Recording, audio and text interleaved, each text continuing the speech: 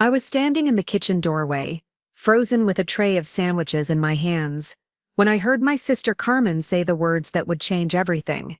Her voice carried that familiar tone of casual cruelty, the kind she'd perfected over 28 years of being the beautiful one, the successful one, the one everyone expected great things from. Before we jump back in, tell us where you're tuning from, and if this story touches you, make sure you're subscribed, because tomorrow I've saved something extra special for you. Honestly, Eunice needs to face reality, she said, not bothering to lower her voice even though she knew I was in the next room.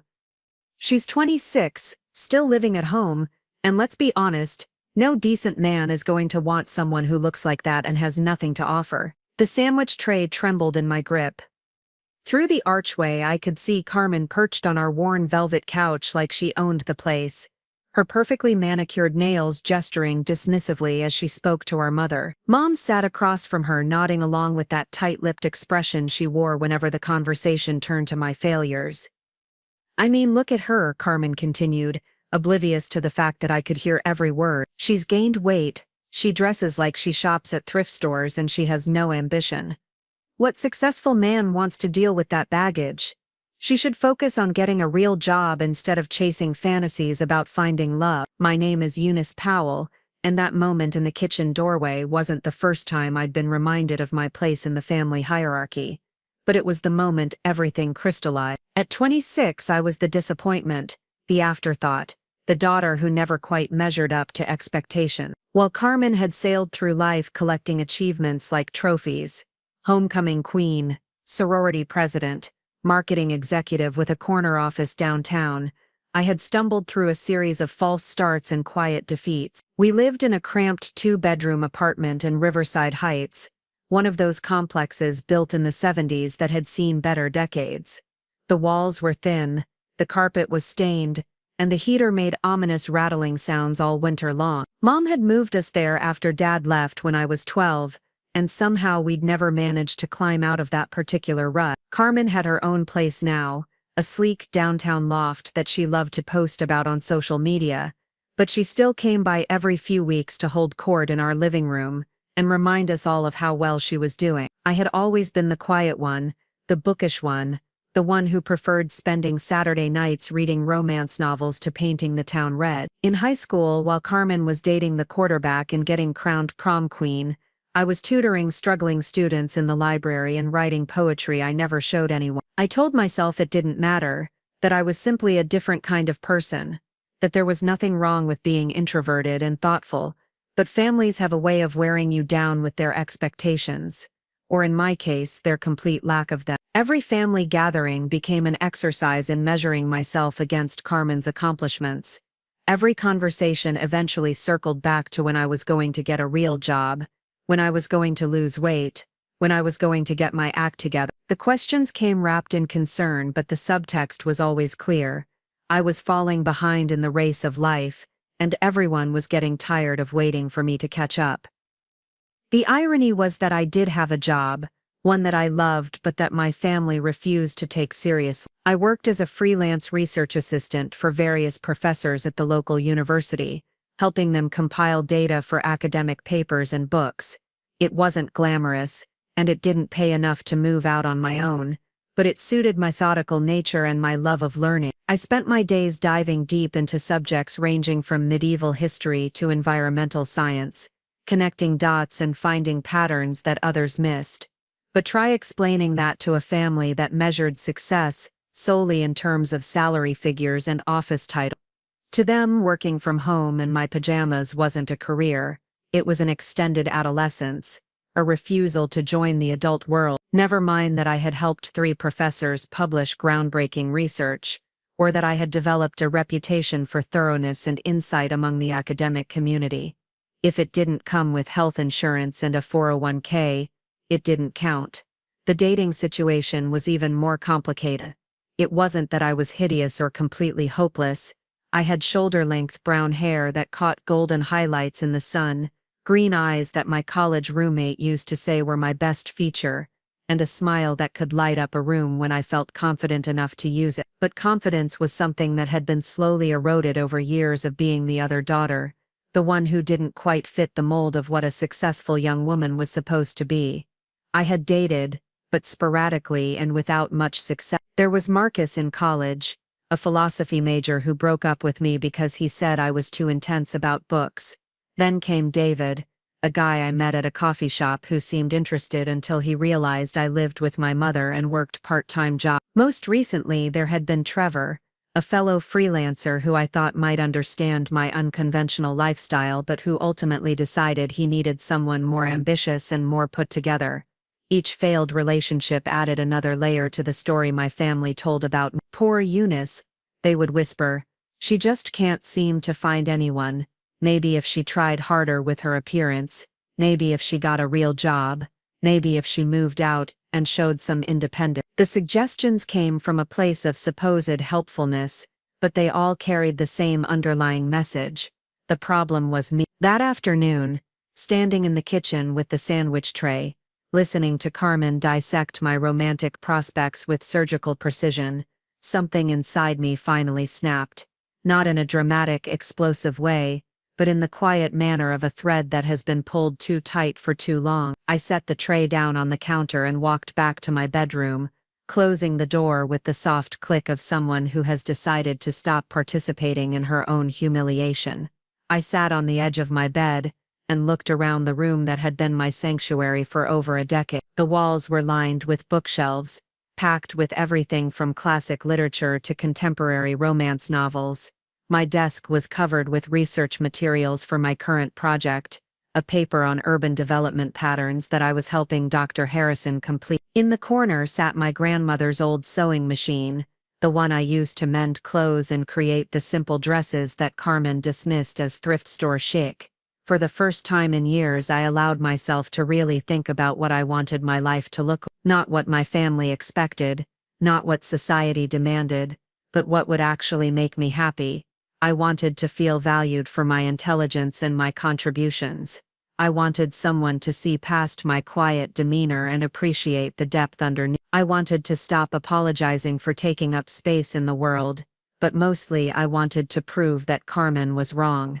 I wanted to show them all that there was more to me than they had ever bothered to notice, that their narrow definition of success and desirability was just that, narrow. I didn't need to become someone else to find love and happiness.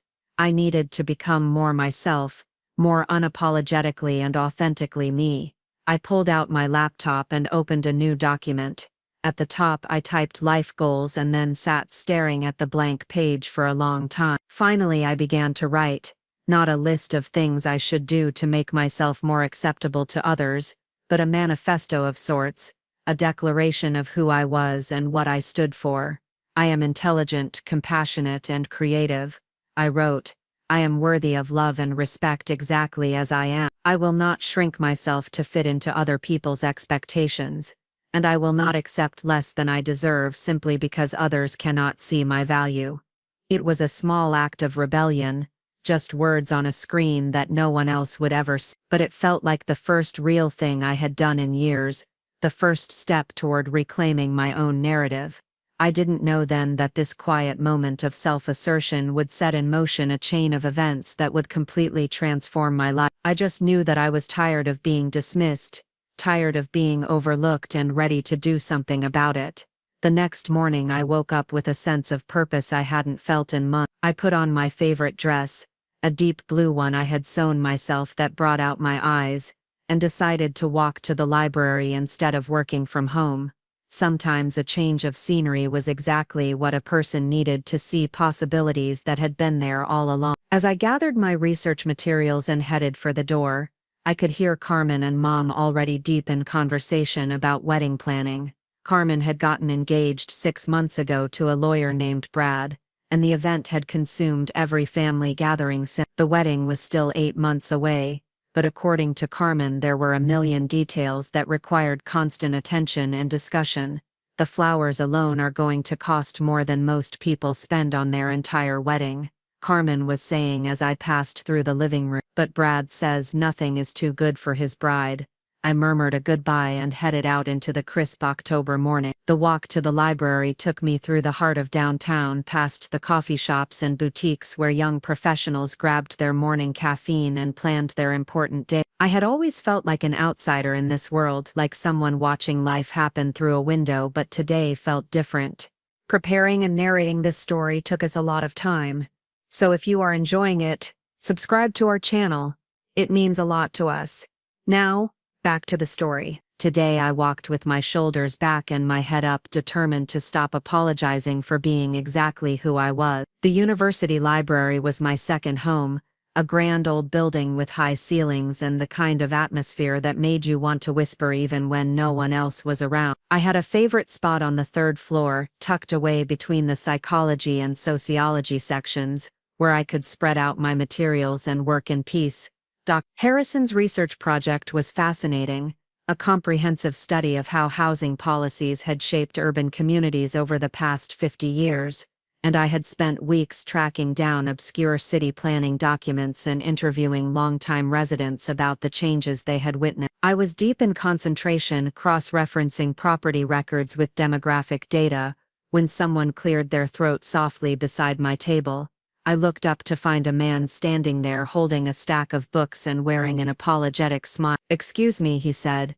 "I hate to bother you, but I think you might be using some of the source materials I reserved for today." He was tall, probably in his early 30s, with dark hair that looked like he had run his fingers through it and warm brown eyes behind wire-rimmed glasses. He wore a simple button-down shirt and jeans, the kind of understated outfit that suggested he put thought into his appearance without trying too hard. There was something immediately appealing about him, a combination of intelligence and kindness that seemed to radiate from his expression. "Oh, I'm so sorry," I said, immediately starting to gather up the urban planning journals I had spread across the table. "I didn't realize they were reserved. I can find somewhere else to work." "No, please," he said quickly, setting his books down on the chair across from me. "There's plenty of space. I just need a couple of those journals when you're finished with them. I'm working on something related, housing development patterns in mid-sized cities." I looked up at him with surprise. "Really? I'm researching urban development too, but focusing on policy impacts over time. Are you working on your dissertation?" He laughed, a warm sound that made something flutter in my chest. "I wish it were that simple. I'm actually working on a community development project downtown." "My name is Marcus Chen, by the way. Eunice Powell," I replied, offering my hand. His grip was firm and warm, and he held my gaze with the kind of direct attention that made me feel like I was the only person in the room. "Well, Eunice Powell, would you be interested in sharing this table and maybe comparing notes? I have a feeling we might be looking at some of the same issues from different angles." And just like that, my carefully ordered world shifted slightly on its axis. I had come to the library to escape my family's judgments and focus on work that made me feel valuable. I hadn't expected to meet someone who looked at me like I might have something interesting to say, someone whose smile made me suddenly aware of my heart. "I'd like that," I said, and meant it more than I had meant anything in a long time. As Marcus settled into the chair across from me and began spreading out his own research materials, I caught myself stealing glances at him. There was something different about the way he moved through the world, a quiet confidence that didn't need to announce itself. When he asked me about Dr. Harrison's research, he listened to my answer with genuine interest, asking follow-up questions that showed he understood the complexity of what I was trying to accomplish. For the next 3 hours we worked side by side, occasionally sharing a relevant article or discussing a particularly interesting finding. Marcus was working on a proposal for affordable housing development in the downtown area, and his passion for the project was evident in every word he spoke. He talked about creating communities rather than just buildings, about the importance of preserving neighborhood character while still providing opportunities for growth. "The hardest part," he said, looking up from a zoning document, "is convincing people that development doesn't have to mean displacement, that you can improve a community without destroying what made it special in the first place." I found myself nodding enthusiastically. That's exactly what Dr. Harrison's research is showing. The most successful urban development projects are the ones that involve existing residents in the planning process, that build on community strengths rather than trying to start from scratch. Marcus leaned back in his chair and studied me with those warm brown eyes. You really know this stuff. Have you considered going back to school for urban planning? With your research background and your obvious passion for the subject, you'd probably do really well in a graduate program. The suggestion caught me off guard. I had never thought of myself as graduate school material, had never imagined that my freelance research work could lead to something bigger and more official. I don't know, I said slowly.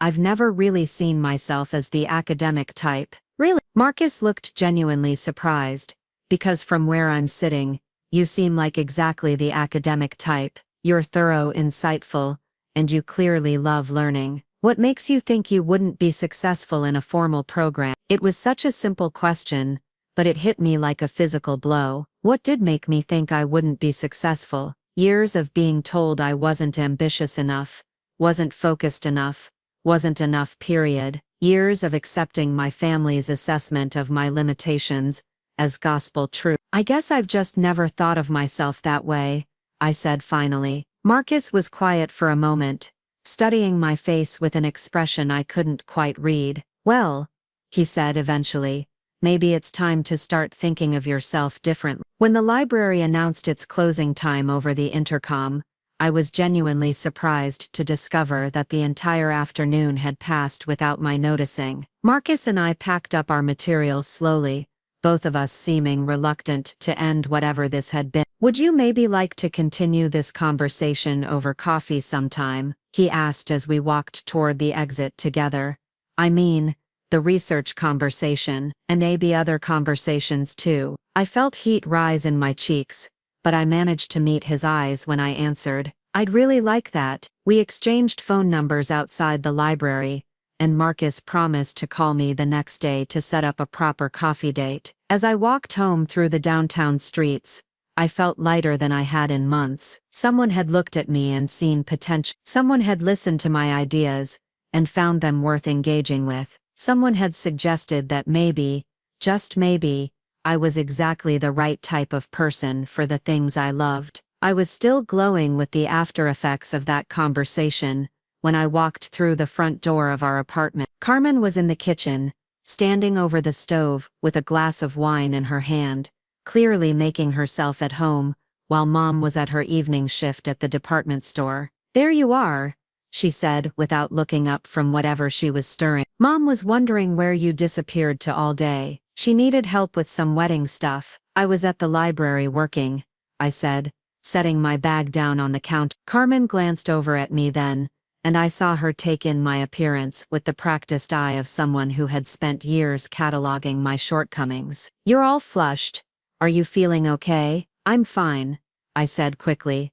Just had a productive day. She turned back to the stove with a shrug. Well, try to be around tomorrow. Mom really does need help with the seating chart, and I can't do everything myself. Brad and I have that venue walk through it too. I nodded and started to head toward my room, but Carmen's voice stopped me at the doorway. Oh, and you might want to do something about your hair. It looked kind of messy when you came in. I reached up instinctively to smooth down my hair, which had gotten a bit windblown during my walk home, but then I stopped myself. Marcus hadn't seemed to notice anything wrong with my hair. In fact, he had looked at me like I was perfectly fine exactly as I was. Thanks for the feedback, I said calmly, and continued toward my room. That night, I lay in bed, replaying every moment of my afternoon with Mark. The way he had listened when I spoke, the way he had taken my ideas seriously, the way he had suggested I might be capable of more than I had ever imagined. It had been so long since someone had looked at me and seen possibility instead of limitation. I thought about Carmen's automatic criticism, the way she couldn't let me pass through a room without finding something to fix or improve about me. I thought about the years I had spent accepting those small corrections as truth, letting them shape my perception of myself, until I could barely recognize my own worth. But Marcus had seen something different. Marcus had looked at the same person Carmen found lacking, and suggested graduate school, had asked me out for coffee, had treated me like someone whose company was worth seeking out. Maybe the problem wasn't with me at all. Maybe the problem was with people who were so busy looking for flaws that they couldn't see anything else. I fell asleep that night with Marcus's words echoing in my mind. Maybe it's time to start thinking of yourself differently. It seemed like such a simple concept, but it felt revolutionary. What would happen if I stopped seeing myself through my family's eyes and started trusting my own perception? What would happen if I started believing that I was exactly the right person to want the things I wanted? I didn't know it yet, but I was about to find out. The morning after my library encounter with Marcus, I woke up with an unfamiliar sensation bubbling in my chest. It took me a moment to identify it as hope. For the first time in months, I had something to look forward to beyond the endless cycle of research deadlines and family obligations. Marcus had said he would call today to arrange our coffee date, and I found myself checking my phone every few minutes as I went through my morning routine. I was in the middle of brushing my teeth when Carmen's voice echoed through the apartment, sharp and demanding as always. Can you come here for a minute? I need to talk to you about something. I rinsed my mouth and padded down the hallway in my robe and slippers, finding Carmen perched at our small dining table with her laptop open, and what appeared to be wedding planning materials spread across every available surface. She had clearly been there for a while, judging by the empty coffee mug at her elbow and the way she had taken over the space, like she was conducting a board meeting. "Sit down," she said without looking up from her screen. "I've been thinking about what we discussed yesterday, and I've decided to do something about your situation." I sank into the chair across from her, immediately wary. Carmen's attempts to help with my situation had a long and painful history. There was the time she signed me up for a dating website without my knowledge, using photos she had taken without permission, and a profile description that made me sound desperate. There was the makeover she had insisted on giving me for my birthday 2 years ago, which had left me looking like a completely different person and feeling deeply uncomfortable in my own skin. Her interventions always came from a place of supposed love, but they invariably made me feel worse about myself than I had before. "I don't really have a situation that needs solving," I said carefully. Carmen finally looked up at me, her expression a mixture of pity and determination that I had seen many times before. "Eunice, honey, you're 26 years old and you've never had a serious relationship. You live at home, you work part-time jobs that barely pay the bills, and you spend most of your free time reading books about other people's lives instead of actually living your own. If that's not a situation that needs addressing, I don't know what is." Each word felt like a small slap, delivered with the casual cruelty that Carmen had perfected over the years. She had a talent for making her criticisms sound like concern, for packaging her judgments in the language of sisterly love. It was a technique that had kept me off balance for most of my adult life, never quite sure if I was being helped or attacked. "I'm happy with my work," I said quietly, "and I am living my life, just not the way you think I should." Carmen laughed, the sound sharp and dismissive. "Oh, come on. You can't seriously tell me that hiding in the library doing research for other people is fulfilling. You're wasting your potential, and frankly, it's getting embarrassing. Do you know what people say when they ask about you? They feel sorry for me because my sister can't get her act together." The accusation hit me like a physical blow. I had always suspected that Carmen was ashamed of me, but hearing it stated so baldly was more painful than I had expected. "What people?" I asked, though I wasn't sure I wanted to know the answer.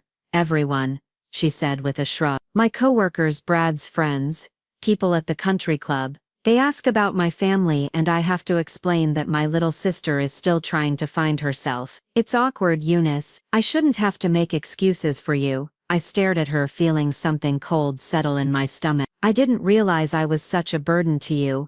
"You're not a burden," Carmen said quickly, though her tone suggested otherwise. "You're just not reaching your potential. That's why I've decided to help you. I've been talking to Brad, and we think we have a solution." She turned her laptop toward me, revealing what appeared to be a dating profile on an expensive-looking matchmaking website. The photo was one I didn't recognize, clearly taken from a distance and edited to make me look thinner and more polished than I actually was. The profile description talked about a sweet, traditional girl looking for a stable relationship in language that sounded nothing like anything I would ever say about myself. Brad knows this guy through work, Carmen continued, oblivious to my growing horror.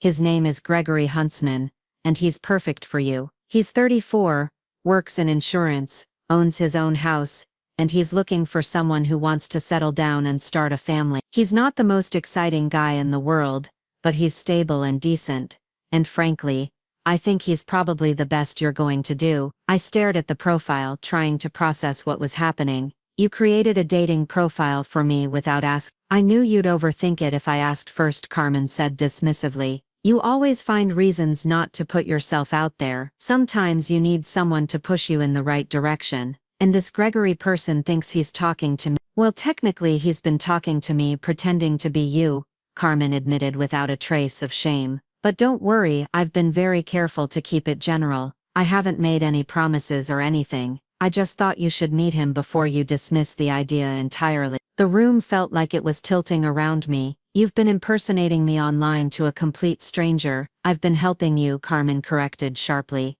and you should be grateful. Do you know how hard it is to find a decent man who's willing to date someone in your position? Gregory is a catch, and he's interested in meeting you. I've arranged for you to have lunch with him on Saturday. I stood up so abruptly that my chair scraped against the floor. Absolutely not. I'm not going on a date with someone who thinks he's been talking to a completely different person, and I'm certainly not going to pretend to be whoever you've been impersonating. Carmen's expression hardened.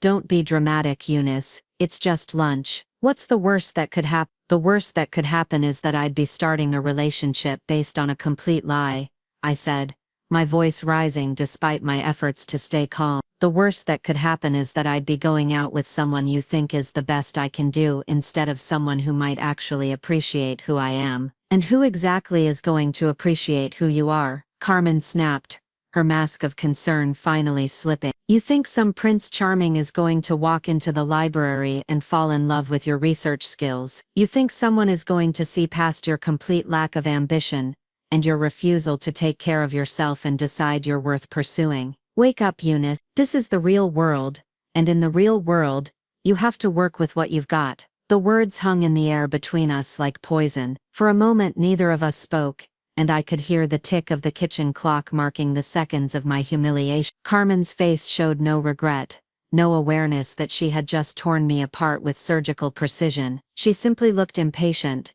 like she was waiting for me to accept the truth of what she had said and move on. Delete the profile, I said quietly. Eunice, be reasonable. Delete it now or I'll report it to the website as identity theft. Carmen's eyes flashed with anger. Fine. But don't come crying to me when you're 40 and still living in this apartment, because you were too proud to accept help when it was off. She snapped her laptop shut and gathered her wedding planning materials with sharp, aggressive movements. I'm trying to help you here, but if you want to stay stuck in your little fantasy world where someone is going to magically appear and love you exactly as you are, that's your choice. Just remember that when you're wondering why you're still alone. She swept out of the apartment like a storm front, leaving me standing in the wreckage of what had once been a perfectly ordinary morning. I sank back into my chair and put my head in my hands, trying to process what had just happened. Carmen had created a fake dating profile, using my photo, had been impersonating me to a stranger, had arranged a date without my knowledge or consent, and somehow I was the unreasonable one for refusing to go along with it. The worst part was the grain of truth buried in her cruelty. I was 26 and living at home. I hadn't had a serious relationship in years. My career was unconventional and uncertain. Maybe she was right. Maybe I was being foolishly romantic to think that someone would want me exactly as I was. My phone buzzed against the table, and I looked down to see Marcus's name on the screen. For a moment I just stared at it, Carmen's words echoing in my head. You think some Prince Charming is going to walk into the library and fall in love with your research skills? But then I remembered the way Marcus had looked at me yesterday, the genuine interest in his eyes when I talked about Dr. Harrison's project, the way he had suggested I consider graduate school like it was a perfectly natural next step for someone like me. I answered the phone. Hi, Eunice. It's Marcus. From the library yesterday. Hi, I said, surprised by how much better I felt just hearing his voice. I was wondering if you'd like to get that coffee today. I know it's short notice, but I'm downtown this morning anyway. And there's this great little place near the university that I think you'd like. I glanced around the apartment, still cluttered with the remnants of Carmen's intervention, and made a decision. I'd love to. What time? How about 11? It's called The Daily Grind, on 5th Street near the campus bookstore. I'll see you there, I said, and meant it. After I hung up, I went to my room and stood in front of my closet for a long time. Carmen's voice whispered in my head, cataloging all the ways I didn't measure up, all the reasons no decent man would want me. But then I thought about Marcus asking me about graduate school, about the way he had listened to my ideas like they mattered. I chose a simple green dress that I had made myself, one that fit well, and made me feel confident. I did my makeup carefully but not dramatically, the way I liked it rather than the way Carmen thought I should wear it. I looked at myself in the mirror and tried to see what Marcus might see instead of what Carmen always pointed out. The walk to the Daily Grind took me through the heart of the university district, past familiar buildings and tree-lined paths that had always felt like home to me. The coffee shop was exactly the kind of place I loved, cozy and unpretentious, with mismatched furniture and local art on the walls. Marcus was already there when I arrived, sitting at a small table near the window with 2 steaming mugs in front of him. I hope you don't mind, he said as I approached, but I took the liberty of ordering for you. You seemed like a chai latte person. He was right, and I told him so as I settled into the chair across from him. We fell into conversation as easily as we had the day before, talking about books and travel and the downtown development project he was working on. Marcus had a way of asking questions that made me think, that drew out thoughts and opinions I didn't even know I had. So tell me about your family, he said after we had been talking for nearly an hour. Do they support your work? The question caught me off guard, mainly because no one had ever asked it before. Most people assumed that if I was living at home and working freelance jobs, my family must be worried about me, or disappointed in my choices. It's complicated, I said finally. They don't really understand what I do. They think I should get a more traditional job, something with benefits and a clear career path. Marcus nodded thoughtfully. That's hard. It's tough to pursue something you're passionate about when the people closest to you don't see the value in it. They think I'm wasting my potential, I admitted, the words tumbling out before I could stop them. My sister especially. She's very successful, very put together, and she thinks I'm just drifting through life without any real goals or ambitions. What do you think? Marcus asked quietly. The question was so simple, but it hit me like a revelation. What did I think? When was the last time someone had asked for my opinion about my own life instead of telling me what I should be doing with it? I think I love learning, I said slowly. I think research makes me feel useful and fulfilled in a way that nothing else ever has. I think maybe my path looks different from other people's, but that doesn't mean it's wrong. Marcus smiled, the kind of warm, genuine expression that reached his eyes. I think you're absolutely right, and for what it's worth, I think your sister is wrong about you. You're not drifting, you're exploring. You're building skills, you're contributing to important work. That's not wasting potential, that's cultivating it. I felt tears prick at the corners of my eyes, and I blinked them back quickly. Thank you for saying that. I'm not just saying it, I mean it. You have this amazing ability to see connections and patterns that other people miss. Yesterday, when you were talking about the relationship between housing policy and community development, you made observations that I've never heard anyone else make. That's not common, Eunice. That's a gift. We talked for another hour, and by the time Marcus walked me back to my car, I felt like a completely different person than the one who had been torn apart in her own kitchen that morning. He asked if he could see me again, and when I said yes, he smiled like I had just made his day. I'm really glad I met you, he said as we stood beside my car. I have a feeling you're going to surprise a lot of people. I drove home in a haze of happiness, Carmen's cruel words temporarily forgotten in the glow of Marcus's attention. But as I walked through the front door of our apartment, Reality came crashing back. Mom was in the living room, clearly waiting for me with an expression on her face that suggested Carmen had briefed her on our morning conversation. "Sit down, honey," Mom said in the tone she used when she was trying to be patient, but was actually frustrated. "Carmen told me what happened this morning, and I think we need to talk." I perched on the edge of the couch, still wearing the confidence Marcus had given me like armor. If this is about the dating profile, she had no right to create that without asking me. "She was trying to help you," Mom said firmly, "and frankly I think you were foolish to turn down the chance to meet someone stable and decent. Do you know how hard it is to find a good man these days? Especially for someone in your situation." There it was again, my situation. The thing that defined me in everyone else's eyes. The problem that needed to be solved. "What exactly is my situation, Mom?" Mom looked surprised by the question. "Well, you're not getting any younger, sweetheart, and you're not exactly making it easy for men to find you attractive. You work from home, you don't go out much, you don't make an effort with your appearance. Carmen is right, you need to be more realistic about your options." "What if I don't want to settle for someone who only wants me because I'm realistic about my options?" I asked. "What if I want someone who actually likes me?" "That's a luxury you might not be able to afford," Mom said bluntly. "Look, I know this is hard to hear, but you're not Carmen. You don't have her advantages. You need to work with what you have instead of holding out for some romantic fantasy." The conversation continued in the same vein for another 20 minutes, with Mom patiently explaining all the ways I was sabotaging my own chances at happiness by having standards that were too high for someone like me. She meant well. I knew both she and Carmen genuinely believed they were helping me by lowering my expectations and pushing me toward men who would accept my limitations. But as I sat there listening to my mother catalog my romantic shortcomings, I couldn't stop thinking about the way Marcus had looked at me over coffee, like I was interesting, like I was worth getting to know, like my thoughts and opinions mattered. "I met someone," I said suddenly, interrupting Mom's lecture about the importance of compromise in relationships. Mom stopped mid-sentence and stared at me. "You what?" "I met someone yesterday at the library.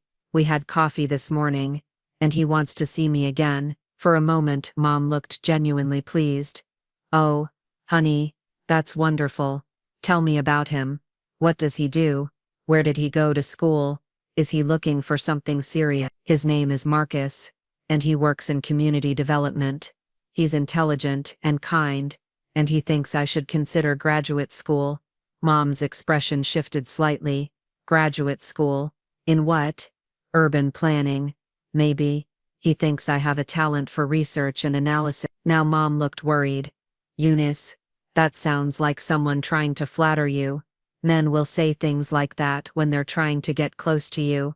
You need to be careful not to get carried away by sweet talk." "It wasn't sweet talk," I said firmly. "It was a genuine conversation about my work and my interests." "And what does this Marcus person do, exactly? Does he have a stable job? Benefits? A plan for the future?" I realized I didn't know the answers to most of those questions, and the uncertainty must have shown on my face, because Mom pounced on it immediately. "You see, you're getting swept up in romance instead of asking the practical questions. This is exactly what Carmen was talking about. You need to think with your head, not your heart." But as Mom continued her lecture about the importance of financial stability and clear intentions, I found myself thinking about the way Marcus had talked about his work, the passion in his voice when he described his vision for community development. He wasn't just someone with a stable job and benefits. He was someone who cared about making a difference. Someone who saw possibility where others saw problems. Someone, I realized, who saw me the way I wanted to be seen. That evening, Carmen returned to continue her campaign to convince me that I was making a mistake by rejecting Gregory Huntsman and his insurance company's stability. She had brought reinforcements in the form of her fiancé Brad, a perfectly nice man who nevertheless had the unfortunate habit of agreeing with everything Carmen said, and treating me like a wayward child who needed gentle guidance. "The thing is, Eunice," Brad said, as the three of us sat around our small dining table, Sometimes we have to be strategic about dating. I mean, I'm sure this library guy seems interesting, but what's his long-term potential? Does he own property? Is he established in his career? These are the kinds of questions you need to be asking. Carmen nodded enthusiastically. Exactly, and Gregory checks all those boxes. He owns a 3-bedroom house in Meadowbrook. He's been with his company for 8 years, and he's specifically looking for someone to settle down with. That's not romantic, maybe, but it's real. I listened to them dissect my romantic prospects like they were analyzing a business investment, and I felt something harden inside me. They weren't talking about love or compatibility, or even basic attraction. They were talking about transactions, about what I could realistically expect to get in exchange for what I had to offer. What if I want more than just stability? I asked. Carmen and Brad exchanged a look that spoke volumes. Of course you want more, Carmen said in the tone she might use with a small child. Everyone wants the fairy tale, but part of growing up is learning to separate fantasy from reality. Romance fades. What matters in the long run is whether someone can provide for you and treat you decently. And what makes you think this Gregory person would treat me decently? I asked. You've been impersonating me to him for weeks. How do you know anything about his character? I know enough, Carmen said defensively. He's polite, he has a good job, and he's looking for commitment. What more do you need to know? Maybe I need to know if we have anything in common. Maybe I need to know if he makes me laugh, or if he's interested in the things I care about, or if I feel comfortable around him. Brad laughed, not unkindly but with the sort of indulgence you might show a child who had just announced they wanted to be a princess when they grew up. Eunice, you're not in a position to be that picky. I mean, no offense, but you're 26. You live with your mom, and you work part-time jobs. Most guys your age are looking for someone who has her life together. The words hit like a slap, all the more painful because they were delivered so casually, like they were stating an obvious fact rather than making a cruel judgment. Carmen nodded along, clearly thinking Brad had made an excellent point. That's exactly what I've been trying to tell her, she said. She needs to be realistic about what she brings to the table. I looked between them, these two people who supposedly cared about me, who were supposedly trying to help me find happiness, but all I could see was their absolute certainty that I was fundamentally inadequate, that any man who showed interest in me was either settling or lying. Maybe I bring more to the table than you think, I said quietly. Carmen's expression softened into the kind of pity that was somehow worse than outright cruelty. Oh honey, I know you're smart and sweet, and you'll make someone a good wife someday, but you have to understand that men have options. They don't have to choose someone who's still figuring out her life when they could choose someone who already has everything together. The conversation continued for another hour, with Carmen and Brad taking turns explaining why I should lower my expectations and accept Gregory's invitation for lunch. They meant well, I told myself. They were trying to protect me from disappointment, trying to help me find happiness within the constraints of what they believed I deserved. But as I finally escaped to my room and closed the door behind me, I couldn't shake the feeling that their version of protection felt an awful lot like a prison. They had looked at me and seen someone who needed to settle, someone who couldn't afford to want what she actually wanted. Marcus had looked at me and seen potential.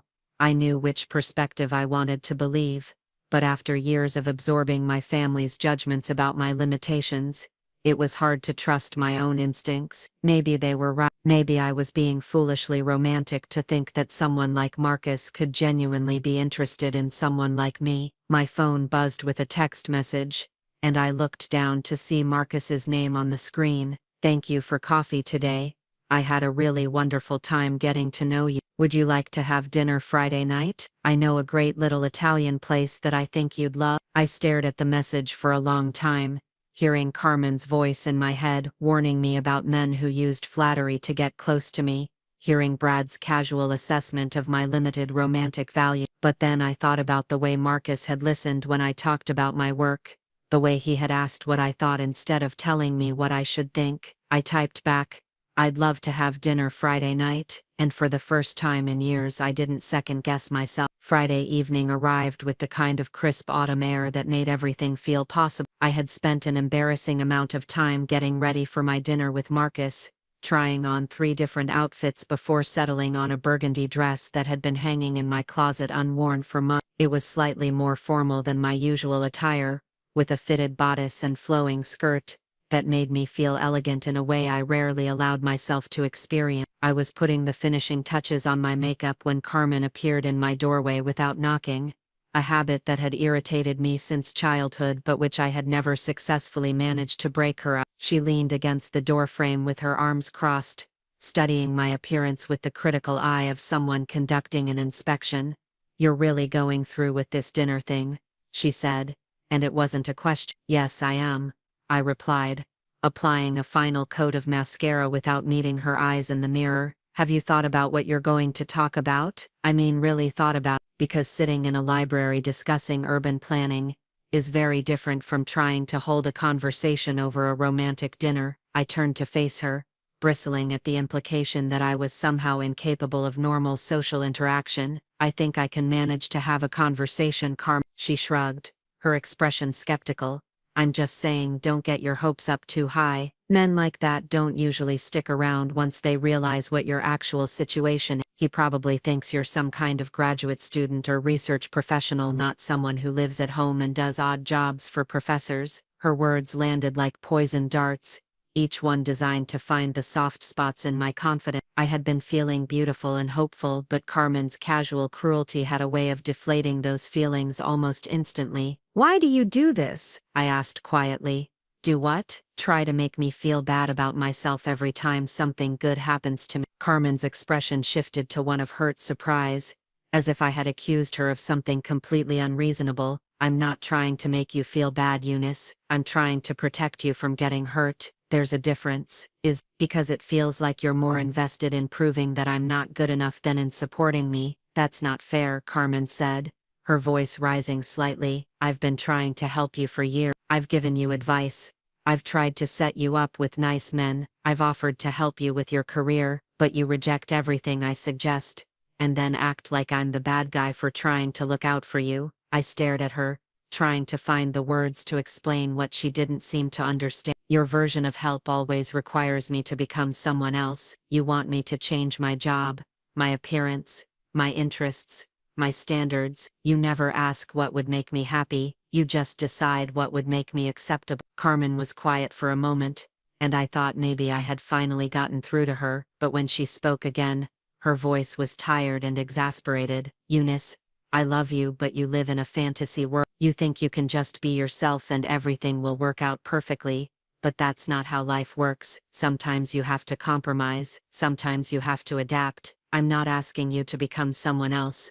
I'm asking you to become the best version of yourself." "And what if I think I already am the best version of myself?" The look Carmen gave me was equal parts pity and frustration. "Then you're not being honest with yourself." She left without another word, and I sat on the edge of my bed for several minutes, trying to reclaim the confidence she had so efficiently dismantled. By the time I gathered my purse and headed for the door, I felt uncertain and self-conscious in a way that I hadn't when I started getting ready. The restaurant Marcus had chosen was exactly the kind of place I loved, small and intimate, with warm lighting and the smell of garlic and fresh herbs in the air. He was already seated at a corner table when I arrived, and when he looked up and smiled, some of my earlier confidence began to return. He stood to greet me, and for a moment I was struck again by how genuinely happy he seemed to seem. "You look beautiful," he said simply, and the way he said it made me believe it might actually be true. We ordered wine and settled into conversation as easily as we had during our coffee date. Marcus had a gift for asking questions that drew out stories I had never told anyone,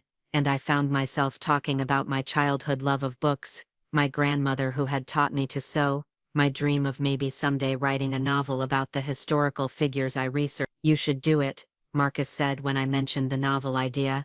"I'd love to read something that brought historical research to life in a narrative way. Most history books are so dry, but you have this way of talking about people from the past like they're real individuals with complex motivations." "You really think so?" I asked, surprised by how much his encouragement meant to me. Absolutely, you have a natural storytelling ability. The way you described that city planner from the 1940s the other day, I felt like I knew him personally by the time you finished talking about his work. We were halfway through our main course when Marcus's phone buzzed against the table. He glanced at it and frowned slightly. I'm sorry, I should probably take this. It's about a property deal that's been in negotiation for weeks. He stepped outside to take the call, leaving me alone with my thoughts and the warm glow of wine and good conversation. I was feeling more relaxed and happy than I had in months, finally allowing myself to believe that maybe Carmen was wrong about me. Maybe I was worth wanting exactly as I was. That's when I heard the voice from the table behind me, clear and carrying despite the restaurant's ambient noise. Oh my God, is that Eunice Powell? I turned slightly, and saw two women from my high school, Jennifer Walsh and Stephanie Chen, seated at a table with two men I didn't recognize. Jennifer had been homecoming queen senior year, and Stephanie had been student body president. They had never been cruel to me in school, but they had never really noticed me either. I was surprised they even remembered my name. It is, Stephanie exclaimed, loud enough that several other diners turned to look. Eunice, how are you? I smiled and waved, hoping they would leave it at that, but Jennifer was already standing up and making her way over to my table. Stephanie followed, both of them carrying their wine glasses and wearing the bright, slightly tipsy smiles of people who had been enjoying their evening. We were just talking about people from high school, Jennifer said, sliding into Marcus's empty chair without invitation. I can't believe you're here. How have you been? What are you up to these days? I'm doing research work, I said carefully, acutely aware that my answer would be measured against whatever impressive careers they had built for themselves. Research? That sounds so intellectual, Stephanie said, perching on the edge of the table. Are you in graduate school? No, I'm freelancing, working with professors on various projects. Oh, that's nice, Jennifer said, and I could hear the slight shift in her tone as she processed what freelancing probably meant in terms of income and stability. Are you still living in Riverside Heights? The question was innocent enough, but the way she asked it suggested she already knew the answer. Riverside Heights wasn't exactly the kind of neighborhood that people moved to when they were doing well for themselves. Yes, I'm still there, I said, wondering where Marcus was and how long phone calls about property deals typically lasted. With your mom, right? Stephanie added. I think I heard that from someone. That's so sweet that you're taking care of her. I wasn't taking care of my mother. I was living with her because I couldn't afford my own place, but I didn't correct the mischaracterization. Family is important, I said simply. Absolutely, Jennifer agreed. So are you here by yourself tonight? She let the question hang in the air, and I realized she was asking whether I was on a date or eating alone. The latter seemed more likely to her, judging by her expression. I'm having dinner with someone, I said. He stepped out to take a phone call. Ooh, a date. Stephanie clapped her hands together like I had just announced an engagement. How exciting. What does he do? He works in community development. That's wonderful, Jennifer said with the kind of enthusiasm people used when they were trying to be polite about something unimpressive. It's so important to date someone who shares your values about helping people. The conversation continued in this vein for several more minutes, with Jennifer and Stephanie asking increasingly pointed questions about my life while sharing updates about their own successful careers and recent purchases of expensive homes. They weren't being intentionally cruel, but their surprise at finding me on an actual date was palpable, and their assumptions about my circumstances were becoming more obvious with each exchange. You know, Jennifer said finally, you should really think about getting back into the dating scene more seriously. I mean, you're still young enough to find someone good, but you don't want to wait too long. The pool of available men gets smaller every year after 30. And pickier, Stephanie added helpfully. I mean, men in their 30s are usually looking for someone who's really established in her career, someone who can be a true partner, but I'm sure you'll find someone who appreciates your unique quality. By the time Marcus returned to the table, Jennifer and Stephanie had extracted promises that I would look them up on social media and had shared detailed accounts of their own romantic successes. They greeted Marcus with bright smiles and obvious curiosity, immediately launching into questions about his work and background. Marcus handled their interrogation with grace, but I could see him taking note of their assumptions about me, their barely concealed surprise that I was on a date with someone who seemed successful and articulate. When they finally returned to their own table, I felt deflated in a way that was becoming all too familiar. "Friends from high school?" Marcus asked as he settled back into his chair. "Acquaintances," I corrected. "We weren't really close. They seemed interested in your personal life." I laughed, but it came out bitter. "They were surprised to see me on a date. It's not exactly a common occurrence for me." Marcus studied my face for a moment. "Do you want to talk about what just happened?" "Not really," I said, then immediately felt guilty for shutting him down. "I'm sorry. It's just that running into people from high school always makes me feel like I'm being evaluated and found wanting." "By what standard?" The question was so simple, but it stopped me cold. By what standard was I being found wanting? Jennifer and Stephanie had successful careers and nice homes, but did that make them better people? Did it make them happier? Did it make their lives more meaningful? "I don't know," I admitted. "The usual ones, I guess. Career success, financial stability, relationship status." "And how do you measure success?" Marcus asked gently. I thought about it for a moment.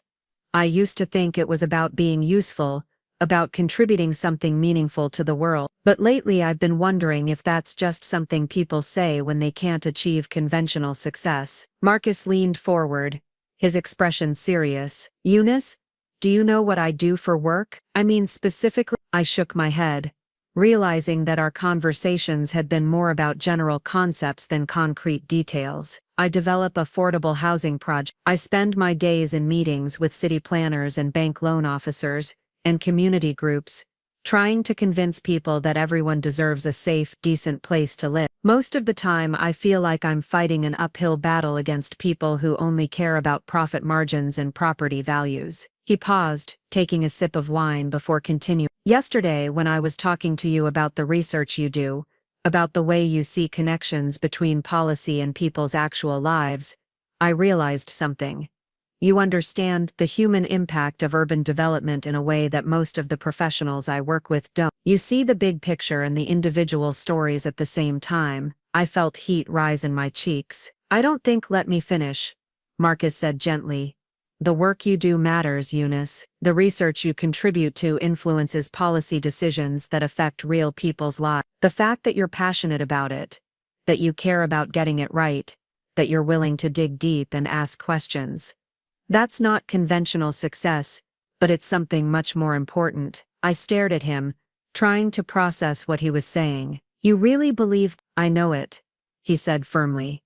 "And I think the reason those women seemed surprised to see you on a date isn't because there's something wrong with you. It's because they've never looked closely enough to see who you really are." The rest of dinner passed in a blur of warmth and connection. Marcus walked me to my car afterwards, and when he kissed me goodnight, soft and sweet, and full of promise, I felt like I was floating. For a few hours I had allowed myself to see my life through his eyes instead of my family's, and the view was surprisingly beautiful. But that euphoria didn't survive the drive home. I walked through the front door of our apartment to find Carmen, Mom, and Brad all sitting in the living room, clearly waiting for me. The sight of them arranged like an intervention committee made my stomach drop. "How was your day?" Mom asked, but her tone suggested she wasn't looking for a detailed recap. "It was lovely," I said carefully, setting my purse down on the side table. "Good," Carmen said, though she didn't look like she thought it was good at all,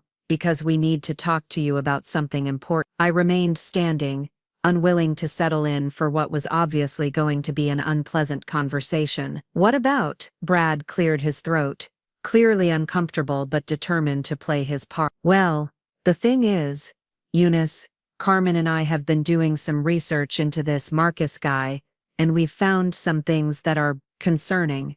My blood went cold. "What kind of research?" "Social media, professional networks, public records," Carmen said matter-of-factly. "It's not stalking, it's due diligence. And what we found is that this guy is way out of your league." "What does that mean?" Carmen pulled out her phone and began scrolling through what appeared to be screenshots. Marcus Chen, 32 years old, graduated from Northwestern with a degree in urban planning, MBA from University of Chicago. He's the principal development officer for Meridian Properties, which is one of the biggest commercial real estate companies in the state. She looked up at me expectantly, as if this information should mean something significant. And, I prompted, and he makes more money in a year than you've probably made in your entire adult life, Brad said bluntly. He owns a downtown condo worth over $500,000. He travels internationally for work. He moves in circles with city council members and bank presidents. So what is someone like that doing asking out someone like you? Carmen demanded. It doesn't make sense. Men like Marcus Chen don't date women who live at home and work part-time jobs. There has to be something else going on. Mom leaned forward, her expression worried. We're concerned that he might not be entirely honest about his intentions, sweetheart. Sometimes men will pursue women they see as less experienced, for reasons that aren't serious. The implication hit me like a physical blow. They thought Marcus was only interested in me for sex, that the only reason a successful man would spend time with someone like me was if he was looking for an easy conquest. That's ridiculous, I said, but even as I spoke the words I could feel doubt creeping in around the edges. Marcus was successful and accomplished and incredibly attractive. What was he doing with someone like me? Is it ridiculous? Carmen challenged. Really think about it. What do you have in common with someone who owns expensive real estate and travels to Europe for business? What could you possibly offer someone like that in terms of a real relationship? Maybe he likes me for who I am, I said weakly. Carmen's expression softened into pity. Oh hun, I'm sure he does like you. You're sweet and naive and probably exactly what he's looking for in a casual fling. But men like Marcus Chen don't marry women like you. They marry women who can match their lifestyle, women who can be assets to their careers. Women like, I asked, though I was afraid I already knew the answer.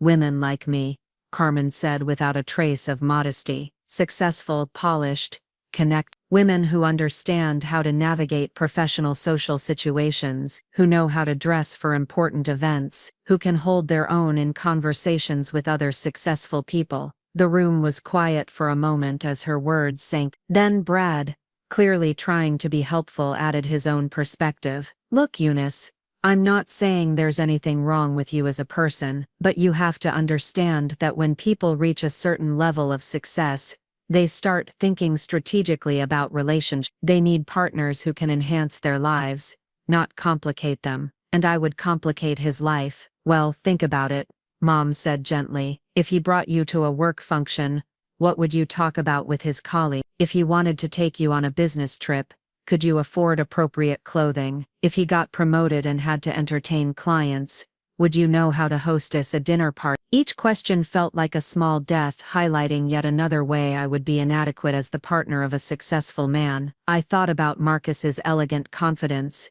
his easy way of talking about complex professional issues, his expensive watch, and perfectly tailored clothes. What had I been thinking? That someone like that would genuinely want to build a life with someone like me. I just don't want you to get hurt, Carmen said. And for the first time that evening, she sounded genuinely concerned rather than superior. I've seen what happens when women get involved with men who are way out of their league. It never ends well. What do you think I should do? I asked quietly. End it now, before you get too attached, Carmen said firmly. Tell him you enjoyed getting to know him, but you're looking for something different. Keep your dignity intact. Or, Brad suggested, you could just enjoy it for what it is. Have some fun. Get some experience, but don't expect it to turn into anything serious. The idea of Marcus as a casual fling, someone who was just amusing himself with me before moving on to someone more appropriate, made me feel sick to my stomach. But as I looked around the room at the three people who supposedly knew me best, I couldn't deny the logic of their argument. What did I have to offer someone like Marcus Chen? What future could there possibly be for us? I went to bed that night feeling more confused and insecure than I had in years. My family had effectively dismantled every good feeling from my evening with Marcus, replacing them with doubt and self-consciousness. But as I lay in the dark staring at the ceiling, I couldn't stop thinking about the way Marcus had looked at me when he talked about my work, the genuine interest in his voice when he asked about my ideas. Was that all an act? Was he really just looking for a casual distraction from his important, successful life? I fell asleep clutching my phone, half hoping Marcus would text me something that would prove my family wrong, and half dreading any communication that might confirm their suspicion. The next morning brought no clarity, only a text from Marcus thanking me for a wonderful evening and asking if I'd like to go hiking with him the following weekend. I stared at the message for a long time, trying to read between the lines for evidence of his true intention. Carmen found me in the kitchen still holding my phone an hour later. "Let me guess," she said, glancing at the screen. "Prince Charming wants to see you again." I nodded, unable to trust my voice. "What are you going to tell him?" "I don't know." Carmen sat down across from me, her expression uncharacteristically gentle. "Eunice, I know you think I'm being cruel, but I really am trying to protect you. I've watched you get your hopes up before, and I've seen how devastated you get when things don't work out. This time feels different because the fall is going to be so much farther." "Maybe it won't fall," I said quietly.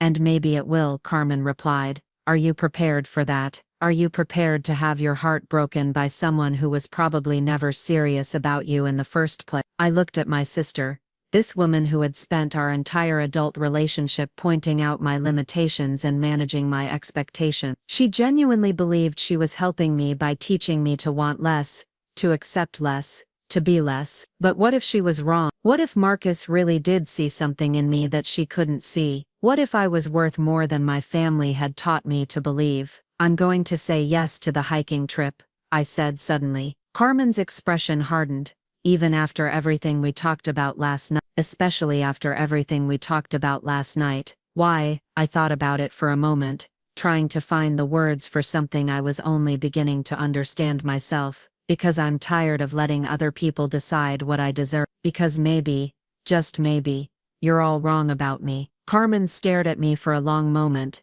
then shook her head sadly. "I hope you know what you're doing, Eunice. I really do. Because when this blows up in your face, and it will, don't expect me to pick up the pieces." She left me alone in the kitchen with my phone and my doubts, and my small, stubborn flame of hope. I typed back to Marcus before I could lose my nerve. "I'd love to go hiking with you." His response came back almost immediately. "Perfect. I know just the place. Can't wait to spend the day with you." As I read his message, I made a decision that would change everything. I was going to stop letting my family's fears define my possibilities. I was going to stop accepting their version of who I was, and what I deserved. I was going to find out for myself what Marcus Chen saw when he looked at me, even if it meant risking the kind of heartbreak Carmen was so sure was coming. Because for the first time in my adult life, I was beginning to suspect that the biggest risk wasn't in reaching too high, it was in never reaching at all. The hiking trail Marcus had chosen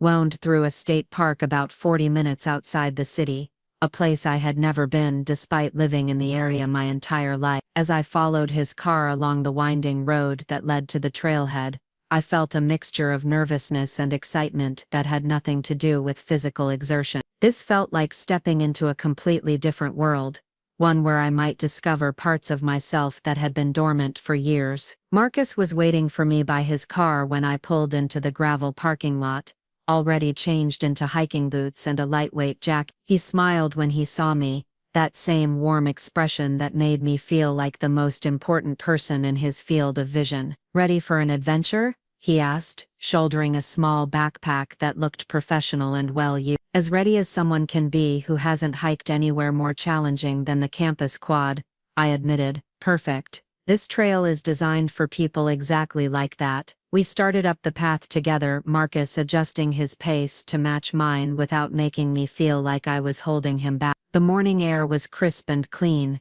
filled with the scent of pine needles and damp earth. For the first mile we talked easily about the changing leaves and the wildlife we spotted, but gradually our conversation deepened into territory I hadn't expected. "Tell me about your research process," Marcus said, as we paused at a scenic overlook. "When you're working on a project, How do you decide which sources to pursue? The question surprised me with its specificity. Most people, when they asked about my work at all, wanted general information that they could politely acknowledge before changing the subject. But Marcus seemed genuinely interested in the mechanics of what I did. It depends on what I'm trying to prove or disprove, I said, settling onto a fallen log that served as a natural bench. Dr. Harrison's current project is about housing policy impacts, so I start with the official records, city council minutes, zoning decisions, demographic data. But then I dig deeper, looking for the stories those numbers don't tell.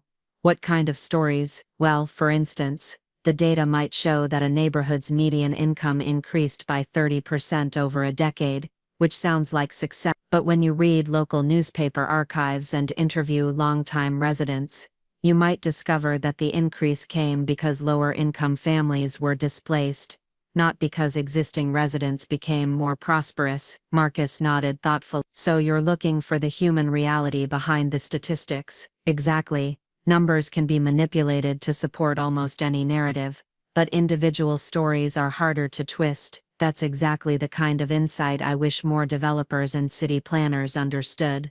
Marcus, most of them see communities as abstract problems to be solved rather than collections of real people with complex needs. We resumed walking, and I found myself talking more freely than I had with anyone in months. Marcus asked follow-up questions that showed he was really listening, that he understood the nuances of what I was describing. When I mentioned a particularly challenging research puzzle I had solved the previous month, he stopped walking entirely and turned to face me. That's brilliant, he said simply. You found a pattern that 3 different scholars had missed. That's not just good research, that's innovative thinking. I felt heat rise in my cheeks. It was mostly just persistence. No, it wasn't. Persistence is important, but what you're describing requires analytical skills that can't be taught. You have a gift for seeing connections that other people miss. The praise made me uncomfortable in a way I was only beginning to understand. I had spent so many years accepting my family's assessment of my limitations that genuine recognition felt almost foreign. You're being very generous. I'm being honest, Marcus said firmly, and I think maybe you're not used to people recognizing what you're capable of. The observation hit closer to home than I wanted to admit. My family thinks I'm wasting my potential doing freelance research instead of getting a real job. What do they think you should be doing instead? I laughed, but it came out something with health insurance and a retirement plan. Carmen thinks I should work for a corporation somewhere, doing marketing or administrative support, something stable and respectable. And what do you think? The question was becoming familiar. This gentle insistence that my own opinion mattered. I think I love what I do, even if it doesn't fit anyone else's definition of success, but sometimes I wonder if they're right, if I'm just being impractical. Marcus was quiet for a moment as we navigated a particularly rocky section of trail. Can I tell you something about my job? I nodded. Most people, when they hear that I work in commercial real estate development, assume it's all about making money, and don't get me wrong, it is a business, but the projects I choose to work on, the developments I help create, they have the potential to shape communities for generations. Every decision about where to put affordable housing, how to design public spaces, whether to preserve existing architecture, those choices affect real people's daily lives. He paused to help me over a fallen tree, his hand warm and steady as it gripped mine. The research you do, the patterns you identify, the connections you make between policy and outcome, that work influences the scholarship that influences the decisions that shape those communities. You're part of a chain that connects academic understanding to real-world impact. That's not impractical, Eunice. That's essential. I stared at him, trying to process this perspective on my work that I had never considered before. You really see it that way?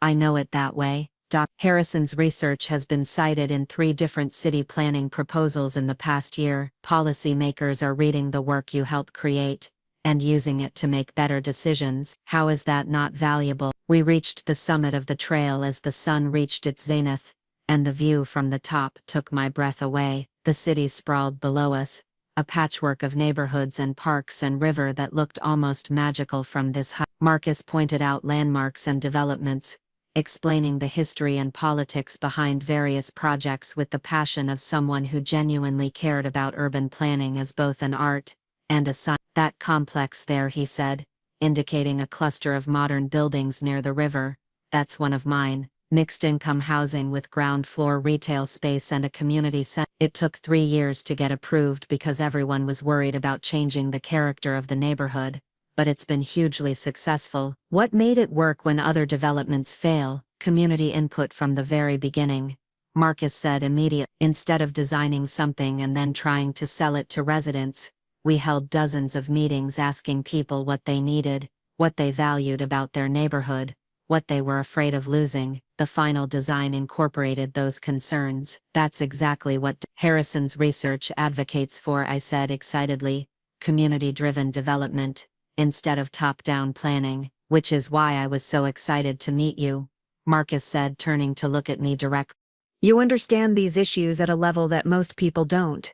You see the big picture and the individual impact simultaneously. We ate lunch sitting on a rocky outcrop overlooking the valley, sharing sandwiches and trail mix, while Marcus told me about his vision for sustainable urban development. His passion was infectious, and I found myself contributing ideas and observations that seemed to genuinely interest him. For the first time in years, I felt intellectually stimulated in a way that went beyond the solitary satisfaction of research.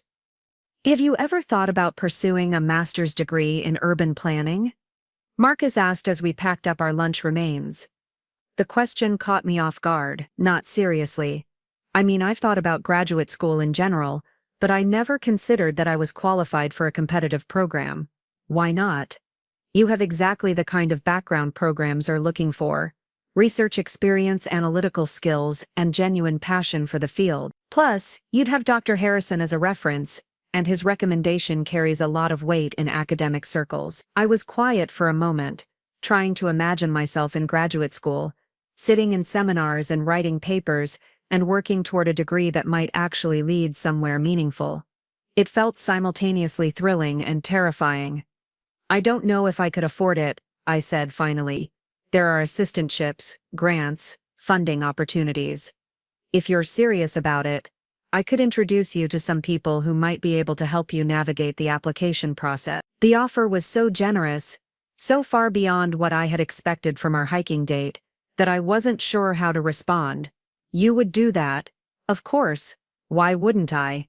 It was such a simple question, but it highlighted something I was only beginning to understand about Marcus. He seemed genuinely invested in my success in a way that had nothing to do with what I could do for him. He asked about my work because he found it interesting, not because he was being polite. He offered to help with my career because he thought I had potential, not because he expected something in return. It was so different from my family's approach to my life that I almost didn't know how to process it. The hike back down was easier than the climb up, and we fell into a comfortable rhythm that allowed for both conversation and peaceful silence. Marcus pointed out plants and geological formations with the knowledge of someone who spent a lot of time outdoors, and I found myself storing away details to research later. Another habit from my academic work that he seemed to find charming rather than nerdy. Thank you for today, I said as we reached the parking lot. I haven't done anything like this in years. We should make it a regular thing, Marcus said. There are dozens of trails within driving distance, and I'd love to explore them with someone who appreciates both the natural beauty and the human geography. The suggestion that this might become a pattern, that Marcus saw a future in which we continued spending time together, sent a warm flutter through my chest. I'd really like that. He walked me to my car, and when he kissed me goodbye, it was deeper and more lingering than our first kiss had been. There was something different about it, a sense of growing intimacy that made my pulse quicken. I'll call you tomorrow, he said against my lip. I want to hear how the rest of your weekend goes. I drove home in a haze of happiness, replaying moments from our hike and marveling at how different I felt when I was with Marcus. He didn't just listen to me, he heard me. He didn't just tolerate my interests, he shared them. He didn't just accept my personality, he seemed to genuinely enjoy it. But that euphoria began to fade as I pulled into the parking lot of our apartment complex. Through the window of our unit I could see the silhouettes of Carmen and Mom sitting at the kitchen table, and I knew they would be waiting to dissect my day with Marcus and remind me of all the reasons I shouldn't get too attached. I sat in my car for several minutes, trying to hold on to the confidence Marcus had given me before finally gathering the courage to go inside. "How was your nature walk?" Carmen asked the moment I walked through the door, her tone suggesting that hiking was a quaint activity that serious adults didn't really pursue. "It was wonderful," I said, determined not to let her diminish the experience. "The trail was beautiful, and Marcus is incredibly knowledgeable about urban planning and environmental policy." "Urban planning?" Mom repeated with the slight confusion of someone trying to understand why anyone would find such a topic interesting. "That's nice, dear. Did you learn anything useful?" The question revealed so much about how my family viewed my interests. They couldn't imagine that I might have contributed anything meaningful to the conversation, that Marcus might have been learning from me as much as I was learning from him. "Actually, Marcus thinks I should consider applying to graduate school," I said, watching their expressions carefully. Carmen and Mom exchanged a look that I had seen many times before, the look of adults indulging a child's impossible dream. "Graduate school is very expensive, sweetheart," Mom said gently, "and very competitive. You'd be competing against people who have been preparing for years. Plus, what would you do with a graduate degree in urban planning?" Carmen added. "It's not like there are a lot of job opportunities in that field around here." "Marcus seems to have found plenty of opportunities," I pointed out. "Marcus went to Northwestern and University of Chicago," Carmen said with the patience of someone explaining something obvious. "He has connections and resources that you don't have. He can afford to take risks that you can't." The familiar pattern was beginning again, my family's systematic dismantling of any ambition that didn't fit their narrow definition of what was realistic for someone like me. But this time I found myself pushing back in a way I never had before. "Maybe I'm capable of more than you think I am," I said quietly. Carmen's expression softened into pity. "Eunice, I'm not trying to be mean. I just don't want you to get carried away by someone who's filling your head with unrealistic ideas. Marcus probably means well, but he doesn't understand your actual situation. You're 26 years old with no advanced degree, no significant savings, and no established career path," Carmen said bluntly. "You live at home and work part-time jobs. Those are just facts, not judgment." "But they don't have to be permanent facts," I said, surprised by the strength in my own voice. "Of course not," Mom said quickly, "but graduate school isn't the answer. You need something more practical, more immediate." Carmen has been looking into some openings at her company, administrative positions that come with good benefits and opportunities for advancement. The suggestion felt like a trap closing around me. I could see my future stretching out in a series of compromises and lowered expectations, each decision designed to make me more acceptable to others, rather than more true to myself. "I appreciate the thought," I said carefully, "but I'd like to explore the graduate school option first." Carmen's expression hardened.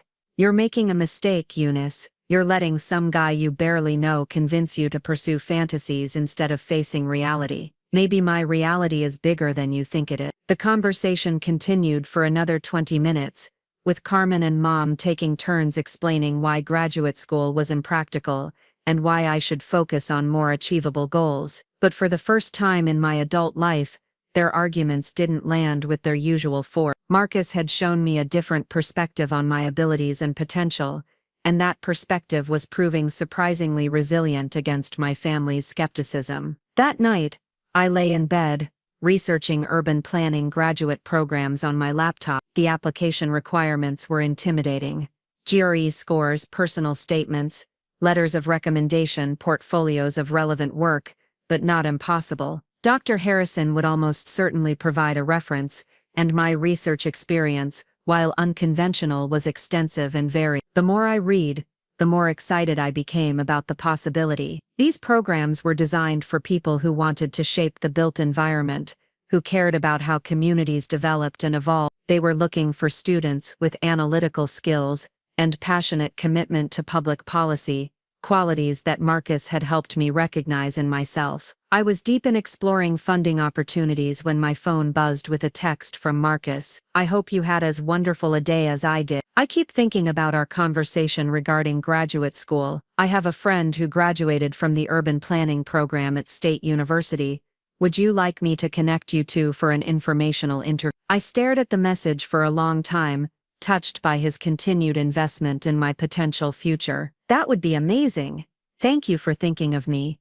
I'm always thinking of you, came his immediate response, followed by a heart emoji that made me smile despite myself. Over the next few weeks, Marcus and I fell into a routine that felt both exciting and natural. We had dinner twice a week, always at restaurants I had never been to before, places where Marcus seemed comfortable and welcome. He introduced me to cuisines I had never tried, and wines I couldn't have afforded on my own, but he did it in a way that felt like sharing rather than showing off. More importantly, he continued to treat my work and interests as valuable and worth discussing. When I mentioned a particularly challenging research problem I was working on, he would follow up days later to ask how it was progressing. When I shared an insight from Dr. Harrison's latest project, he would connect it to developments he was working on and ask for my perspective on potential challenges. It was intoxicating to be with someone who not only listened to my ideas, but built on them, who treated me like an intellectual equal rather than someone whose thoughts were charming but ultimately inconsequential. I began to see myself through his eyes, as someone capable and insightful, someone whose contributions mattered. The informational interview Marcus arranged went better than I had dared to hope. His friend Sarah Chen, no relation despite the shared surname, was a recent graduate of the State University's urban planning program, who now worked for a nonprofit focused on affordable housing advocacy. She was enthusiastic about her experiences and remarkably encouraging about my prospects. "Your research background is actually a huge advantage," she told me over coffee at a downtown cafe Marcus had recommended. "Most people come into the program with undergraduate degrees in political science or economics, but they don't have hands-on experience with the kind of in-depth analysis you've been doing." Really? I was worried that my path was too unconventional. Unconventional can be good, especially if you can articulate how your experiences have prepared you for graduate-level work. "From what Marcus told me about your research with Dr. Harrison, you're already doing the kind of policy analysis that we spent 2 years learning how to do." Sarah spent an hour walking me through the application process, recommending specific programs and professors whose work aligned with my interests. She even offered to review my personal statement once I had drafted it, an offer of mentorship that felt almost too generous to accept. "Why are you being so helpful to a complete stranger?" I asked as we prepared to leave. Sarah smiled. "Because Marcus asked me to, and Marcus has excellent judgment about people, but also because I remember how intimidating this whole process felt when I was starting out. Having someone who believes in your potential makes all the difference." I walked back to my car feeling more hopeful about my future than I had in years. Graduate school was beginning to feel not just possible but inevitable, a natural next step for someone with my skills and interests. For the first time since college, I had a clear vision of where I wanted my life to go, but that vision required resources I didn't have, and support I wasn't sure I could count on. Application fees, test prep materials, potential graduate school tuition, the financial requirements alone were daunting for someone with my limited income, and I knew my family would see every dollar spent on graduate school applications as money wasted on impossible dreams. Marcus must have sensed my anxiety, because he brought up the subject during our next dinner date. "How are you feeling about the graduate school research?" he asked as we shared an appetizer at an upscale Italian restaurant downtown. "Excited but overwhelmed," I admit. "The programs look amazing, but the practical aspects are intimidating. Application fees, GRE prep, all of it adds up quickly." "Those are solvable problems," Marcus said matter-of-fact. "There are fee waivers for people with financial need, free test prep resources online, libraries full of study materials. The barriers aren't as insurmountable as they might seem." "It's not just the money," I said, though money was certainly part of it. "It's more that I'm not sure I believe I can actually do this. What if I apply and don't get in anywhere? What if I'm not as capable as you think I am?" Marcus set down his fork and looked at me seriously. "Eunice, do you know what I do when I'm evaluating a potential development project?" I shook my head. "I look at the fundamentals: location, market conditions, community need, financial projections. I ignore the emotional noise and focus on the objective indicators of success, and when I look at your fundamentals as a graduate school candidate, everything points to success. He began counting on his fingers. You have extensive research experience, strong analytical skills, genuine passion for the field, and the ability to work independently. You've already proven you can handle complex projects and produce high-quality work. You have Harrison's support, which means you'll have excellent recommendations. What part of that profile suggests you won't succeed? The question was so logical, so practical, that it cut through all the emotional static my family had created around my ability. When you put it like that, it sounds almost reasonable. It is reasonable, more than reasonable. It's smart. You're not taking a wild risk, Eunice. You're making a strategic investment in a future that builds on your existing strength. The conversation stayed with me for days, gradually reshaping how I thought about my potential and my options. Marcus had a way of making possibilities seem not just achievable but obvious, as if the only reason I hadn't pursued them before was because no one had explained them clearly enough. I began dedicating an hour each evening to graduate school preparation, researching programs and drafting personal statement outlines. I checked out GRE study guides from the library and started working through practice problems. I even created a detailed budget, showing how I might afford application fees and testing costs, identifying small sacrifices that could free up the necessary funds. But I kept all of this preparation secret from my family. I wasn't ready for Carmen's skepticism or Mom's worried questions about the practicality of my plans. I needed time to build my confidence before subjecting it to their well-meaning but destructive doubt. The secrecy felt strange but also liberating. For the first time in years, I was working towards something that belonged entirely to me, something that my family couldn't dismiss or diminish because they didn't know it existed. The private nature of my efforts made them feel more precious, more significant. Marcus became my co-conspirator without realizing it, the only person who knew about my growing commitment to graduate school, and who consistently encouraged my progress. When I mentioned that I had outlined my personal statement, he offered to read a draft. When I worried about asking Dr. Harrison for a recommendation letter, he reminded me that professors typically considered such requests an honor rather than an imposition. "You're not asking for a favor," he told me during one of our evening walks through downtown. "You're giving him an opportunity to support the career development of someone whose work he values. That's what good mentors want to do." The downtown walks had become another regular part of our relationship.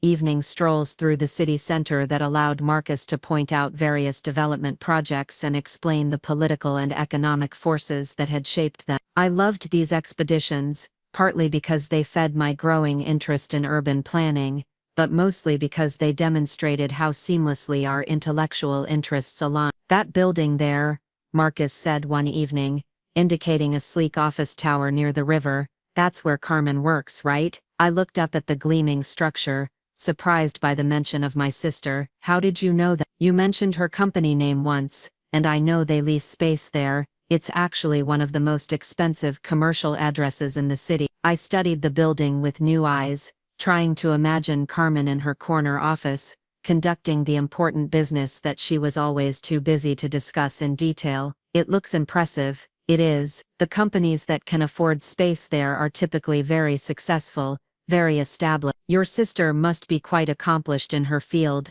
There was no judgment in his voice, just matter-of-fact recognition of Carmen's professional achievement. But somehow his acknowledgement of her success made me feel smaller rather than proud, highlighting once again the gap between her life and mine. "She is," I said quietly. "She's always been the successful one in our family." Marcus stopped walking and turned to face me. "Eunice, success isn't a finite resource. Your sister's achievements don't diminish your potential for achievement. They exist independently. I know that intellectually, but it's hard to feel it when you've spent your whole life being compared to someone who seems to excel at everything." "What if the comparison is flawed?" Marcus asked gently. "What if you're being measured against the wrong standard?" The question stayed with me as we continued our walk, weaving through tree-lined streets where young professionals were enjoying evening drinks on restaurant patios. I had spent so many years accepting that Carmen's version of success was the only valid version,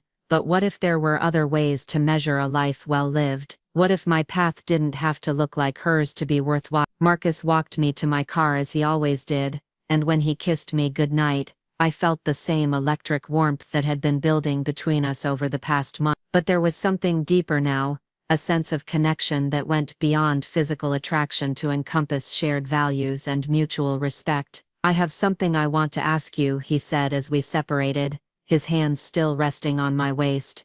"My company is hosting a reception next Friday for some potential investors in a new affordable housing project. It's a pretty important event, and I was wondering if you'd like to come with me." The invitation caught me completely off guard. I had assumed that our relationship existed in a bubble separate from his professional life, that he wouldn't want to introduce someone like me to his colleagues and business associates. "Are you sure?" I asked. "I mean, won't it be all important business people? I don't know if I'd fit in." Marcus smiled, the expression warm and confident. "Eunice, you'll fit in perfectly. You know more about housing policy and community development than most of the people who'll be there, and besides, I want them to meet you." The simple declaration sent a flutter of happiness through my chest. He wanted to introduce me to his professional circle, wanted to include me in an important work event. It suggested a level of seriousness about our relationship that I hadn't dared to hope for.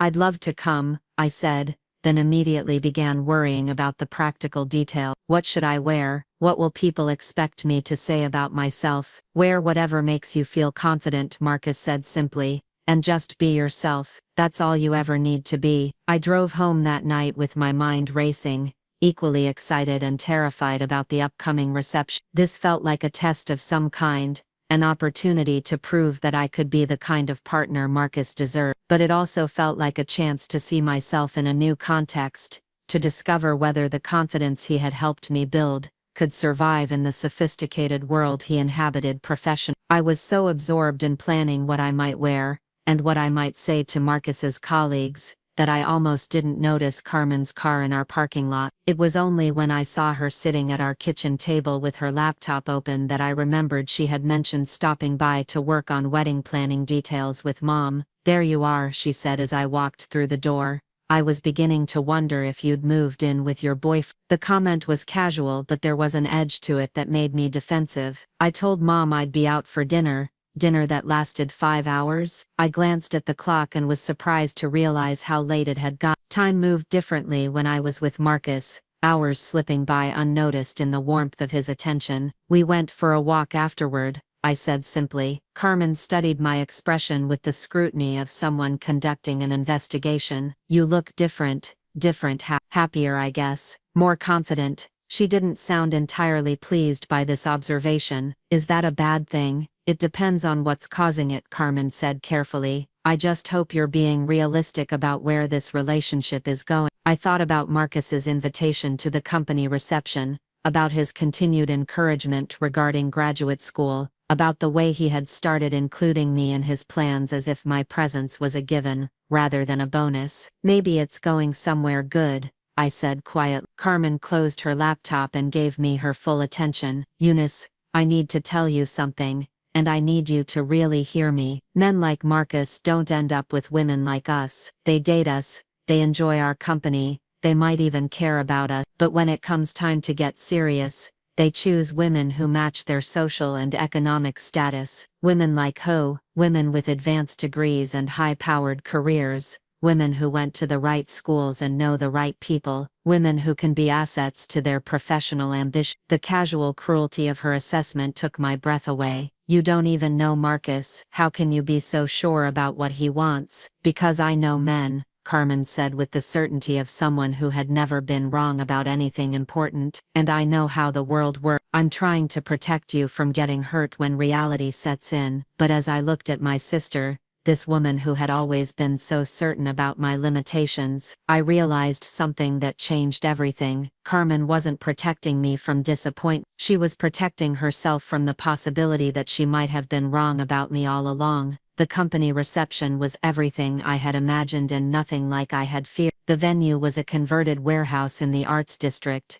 transformed into an elegant space with exposed brick walls, strategic lighting, and panoramic views of the city skyline. As Marcus and I walked through the entrance together, I felt a flutter of nervousness that had less to do with the sophisticated surroundings and more to do with the significance of being here as his guest. I had chosen my outfit carefully, a navy blue dress I had sewn myself, tailored to fit perfectly and accessorized with my grandmother's pearl earrings. When Marcus saw me that evening, his face had lit up with genuine admiration, and he had told me I looked stunning in a way that made me believe it might actually be true. "Remember," he said quietly as we approached the registration table, "you belong here as much as anyone else. You're brilliant, accomplished, and you have every right to be in this room." His words wrapped around me like armor as we collected our name tags and entered the main reception area. The crowd was a mixture of business professionals, city officials, and community advocates, all gathered to learn about Marcus's latest affordable housing initiative. I recognized some faces from local news coverage, people whose decisions shaped the city's development,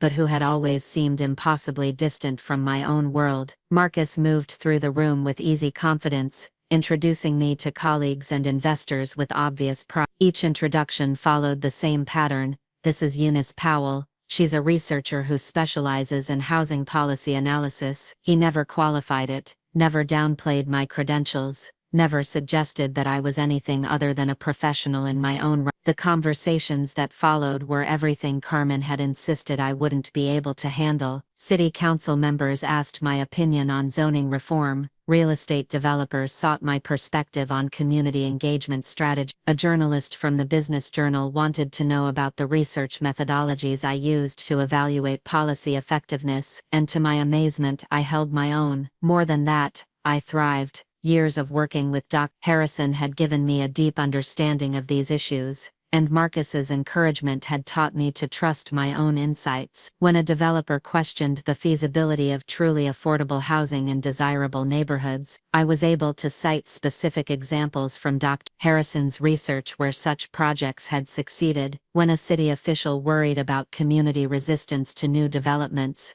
I could explain the engagement strategies that had proven most effective in similar situations. "You were absolutely right about the Patterson project," said Janet Morrison, a city planner I had heard about but never met. "Your analysis of the demographic impacts was spot on. We've been using your recommendations as a model for our current initiatives." I blinked in surprise. "My analysis, the research you did with Dr.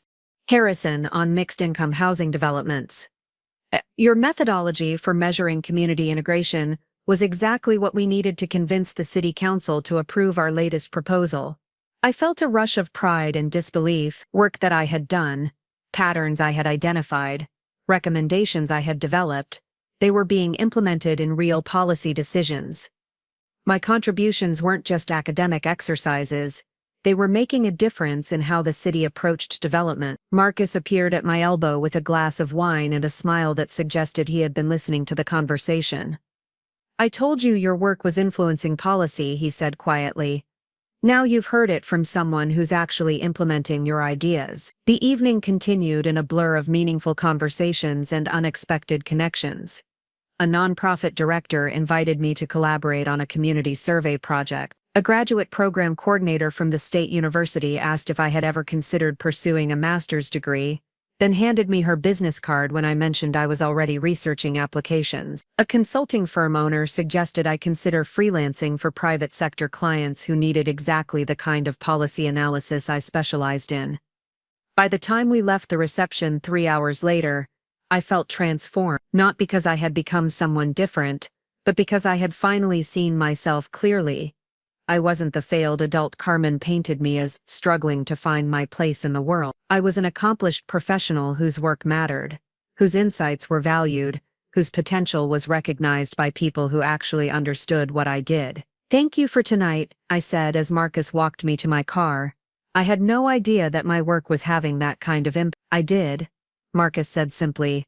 "That's why I wanted you to meet these people, to hear them acknowledge what you've accomplished.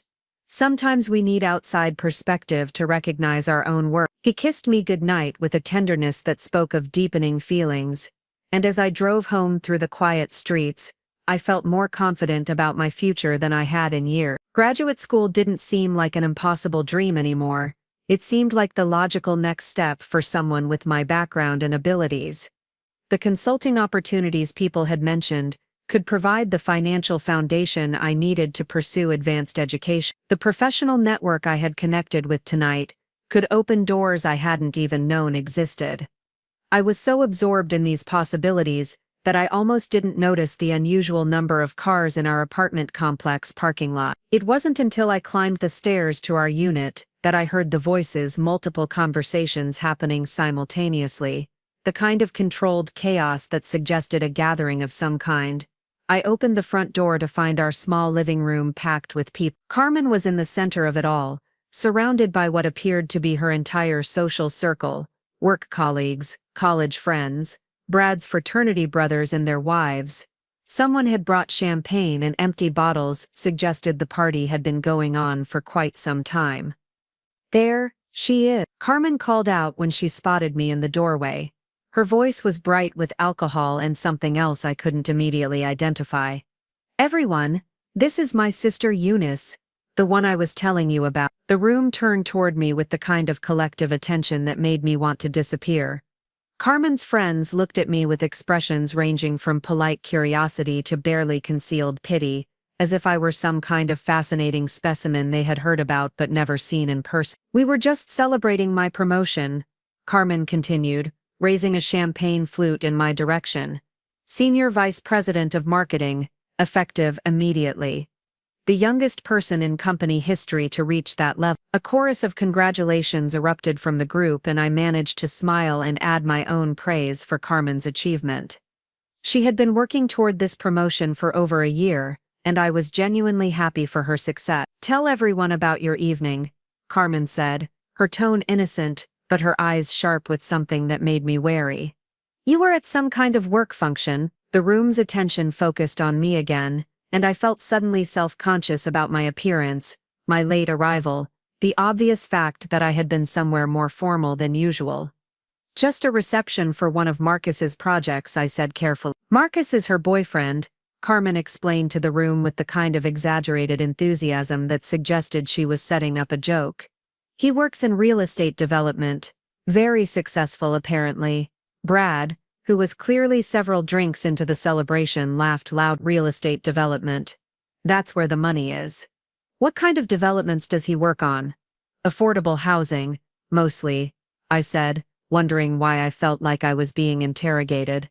"Affordable housing," repeated Jessica Walsh, one of Carmen's college sorority sisters. "That's so noble, like helping poor people find places to live."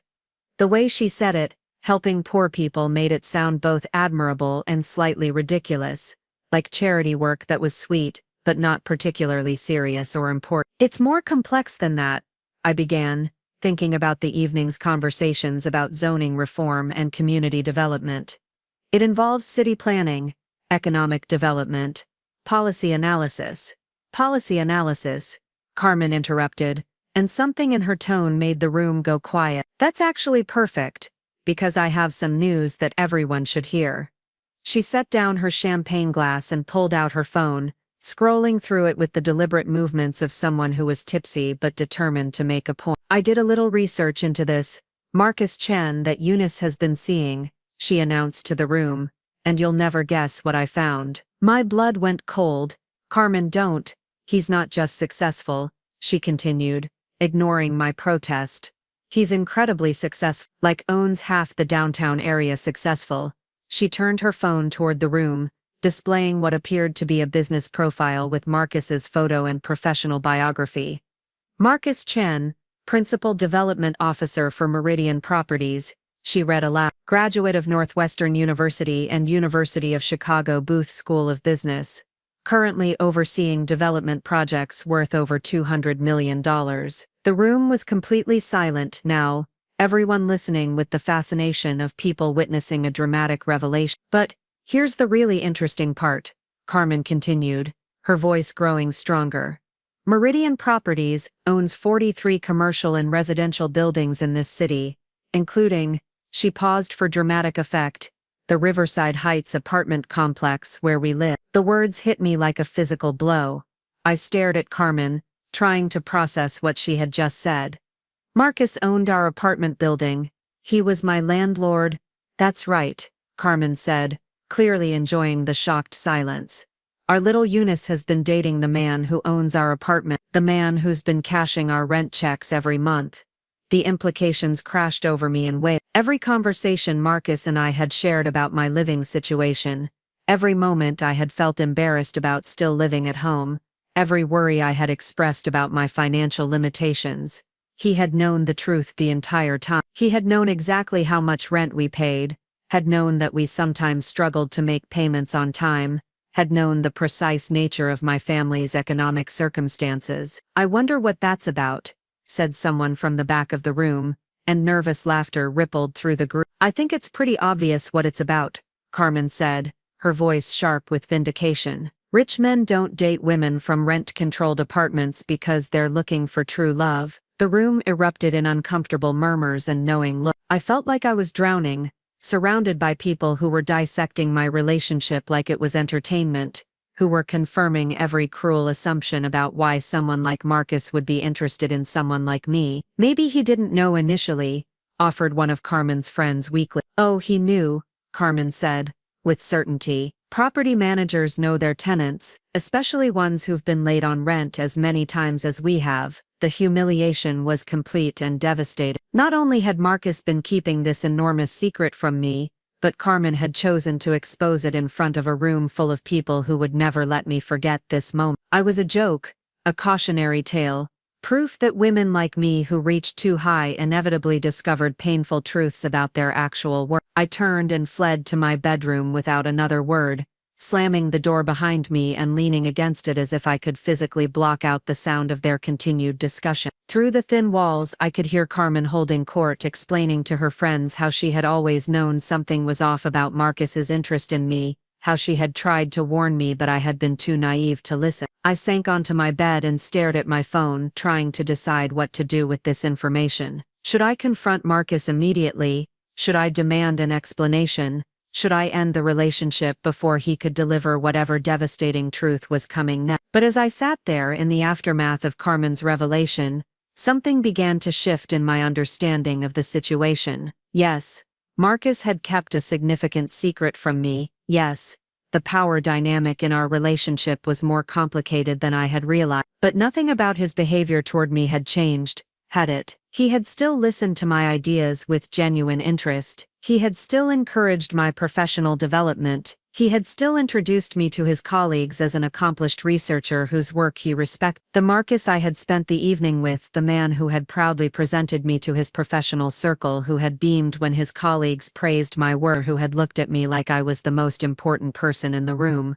That man didn't seem like someone who was playing a cruel joke on a tenant. My phone buzzed with a text message, and I looked down to see Marcus's name on the screen. "Thank you for being such an amazing partner tonight. You were brilliant with everyone you met, and I couldn't be prouder to be with you. Sleep well, beautiful." I stared at the message for a long time, trying to reconcile the Marcus who had written these words with the landlord who had been secretly collecting rent from my family. There had to be an explanation, some context, that would make sense of this apparent deception. The party in the living room was finally winding down, voices growing quieter as people said their goodbyes and headed home. I heard Carmen's laugh, bright and triumphant, as she accepted final congratulations on her promotion and her success in exposing the truth about my relationship. When the apartment finally fell silent, I made a decision. I wasn't going to let Carmen's revelation destroy something important without at least understanding the full story. I was going to talk to Marcus directly, give him a chance to explain, and then decide for myself what his knowledge of our landlord-tenant relationship meant for us. I texted him back, "We need to talk. Can you meet me for coffee tomorrow morning?" His response came immediately, "Of course. Is everything okay?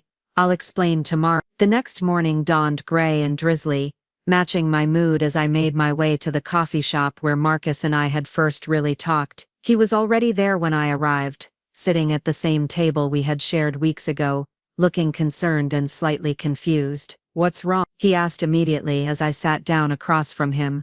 "You seemed upset in your text." I studied his face, looking for signs of guilt or defensiveness, but all I saw was genuine worry. I found out something last night that I need to understand. Okay, he said carefully. What did you find out? That you own my apartment building. Marcus went very still, his expression shifting from confusion to something that looked like resignation. He was quiet for a long moment, clearly choosing his words carefully. Yes, he said finally.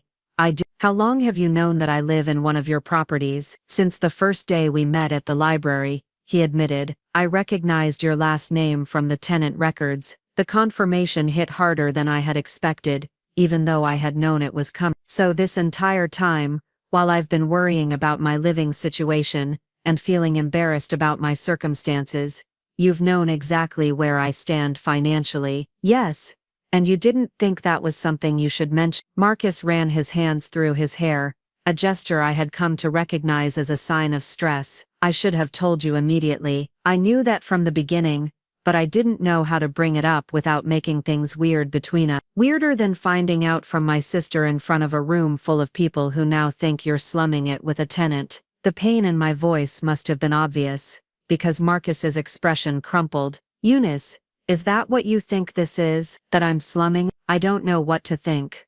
I said honestly. I don't know why someone in your position would be interested in someone in mine, and now I find out you've been keeping this huge secret from me. What am I supposed to conclude? Marcus leaned forward, his voice urgent. You're supposed to conclude that I was an idiot for not being honest from the start, but that my feelings for you are completely genuine. You're supposed to know that every conversation we've had, every moment we've spent together, every word of encouragement I've given you about your work and your potential, all of that has been real. But you must have thought about the implications.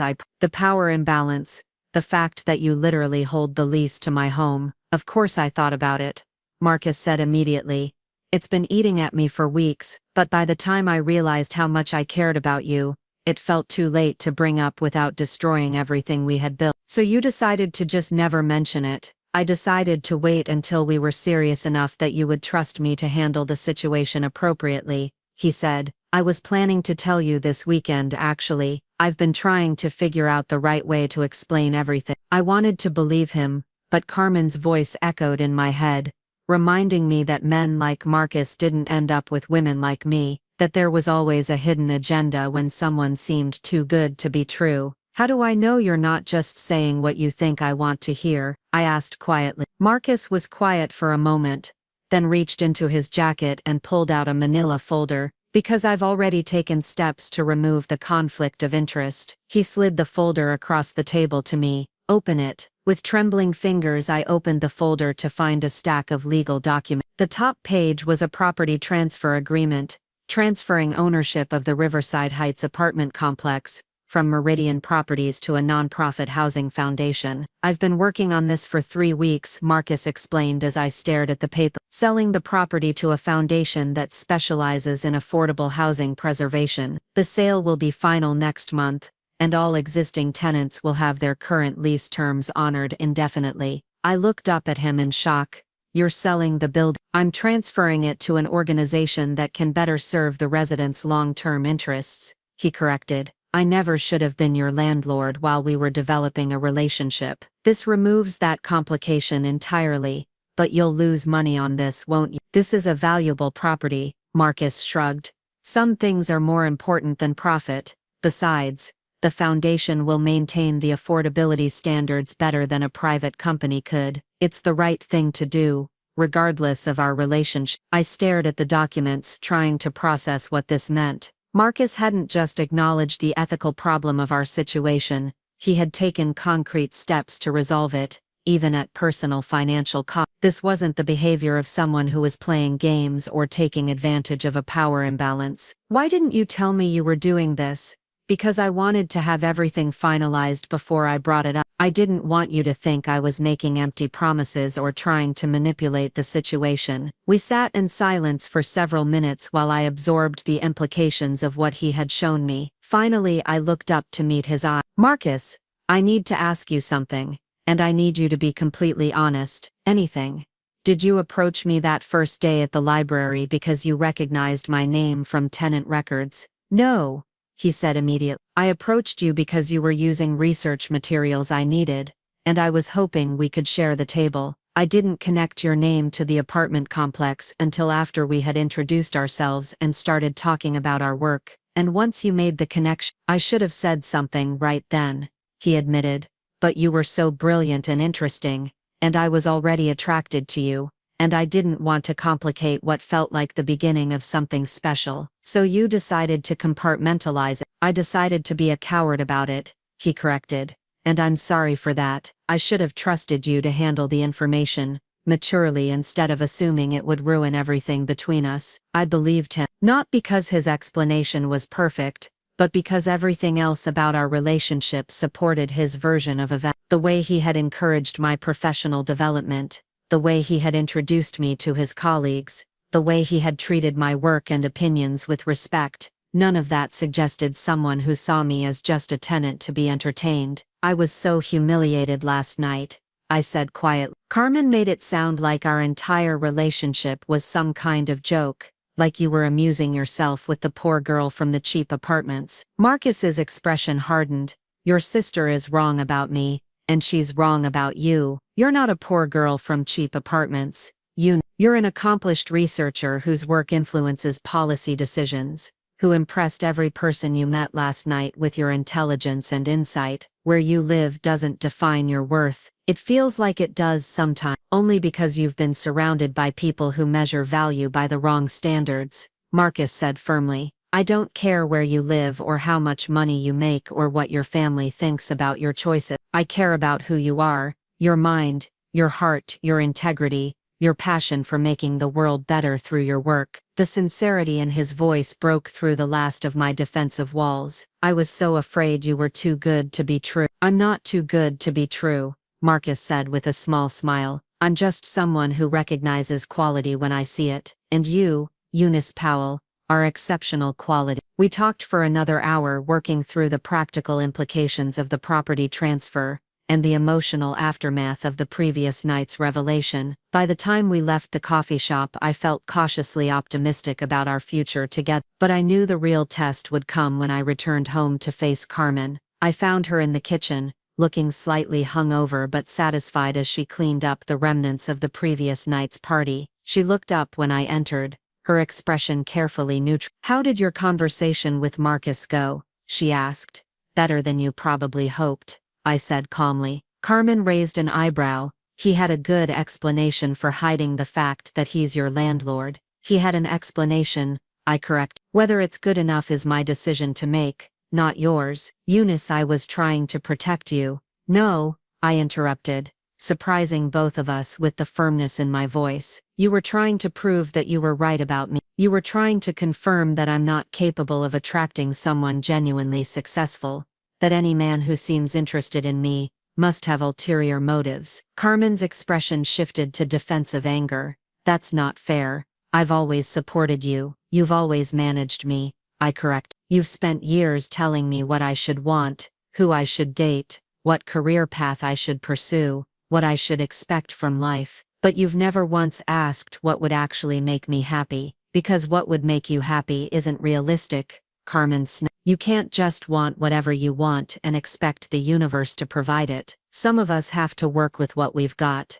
And what is it that I've got, according to you? Carmen was quiet for a moment, clearly realizing she had walked into a trap. You know I didn't mean it like that. Actually, I think you meant it exactly like that. I think you believe I'm not good enough for someone like Marcus, and it bothers you that he might disagree. It bothers me that you're setting yourself up for heartbreak, Carmen said, but her voice lacked conviction. Or maybe it bothers you that I might be capable of more than you've always insisted I was. Maybe it bothers you that someone sees potential in me that you've never acknowledged. The words hung between us like a challenge. Carmen's face cycled through several emotions before settling on something that looked like defeat. I got the impression last night that Marcus is quite serious about you, she said finally, her voice small. He is, and that his colleagues respect your work. They do. Carmen nodded slowly, as if processing information that didn't fit her long-held assumptions. I suppose I owe you an apology for how I handled things last night. You owe me more than that, I said gently. You owe me the chance to make my own decisions about my life, even if they don't match what you think is realistic or safe. We stood in silence for several minutes, years of misunderstanding and misdirected protection settling between us like dust. Finally, Carmen spoke again. He really transferred the building to a nonprofit? He did. That's actually pretty impressive. Most people would have just found a way to justify the conflict of interest. Marcus isn't most people. Carmen smiled wryly. No, I'm beginning to understand that he is. 3 months later, I submitted my graduate school applications with strong letters of recommendation from Dr. Harrison, Marcus's colleague Sarah, and 2 of the professionals I had met at the company reception. Marcus helped me prepare for the interviews, and when the acceptance letters arrived, he was the first person I called. 6 months after that, Carmen asked me to be her maid of honor at her wedding to Brad. During her speech at the rehearsal dinner, she surprised everyone by talking about how proud she was of my decision to pursue graduate school, how impressed she had been by my academic achievements, and how happy she was that I had found someone who appreciated my unique quality. It wasn't a complete transformation of our relationship, but it was a beginning. A year later, Marcus proposed to me on the same hiking trail, where we had first talked about my potential for graduate school. The ring was beautiful, but what I treasured more was the speech he gave about wanting to build a life with someone who challenged him intellectually and inspired him to be a better person. When we announced our engagement, Carmen was genuinely enthusiastic. She even offered to help plan the wedding, though she couldn't resist suggesting that I might want to consider a more expensive venue than I had initially chosen. Some things, I suppose, never change. But as I stood in the apartment that Marcus no longer owned, reading congratulatory messages from the professors and professionals who had become my graduate school mentors and career advisors, I realized that the most important thing had changed completely. I had finally learned to see myself through my own eyes instead of through the limitations others had imposed on me. I had discovered that my worth wasn't determined by my living situation or my unconventional career path,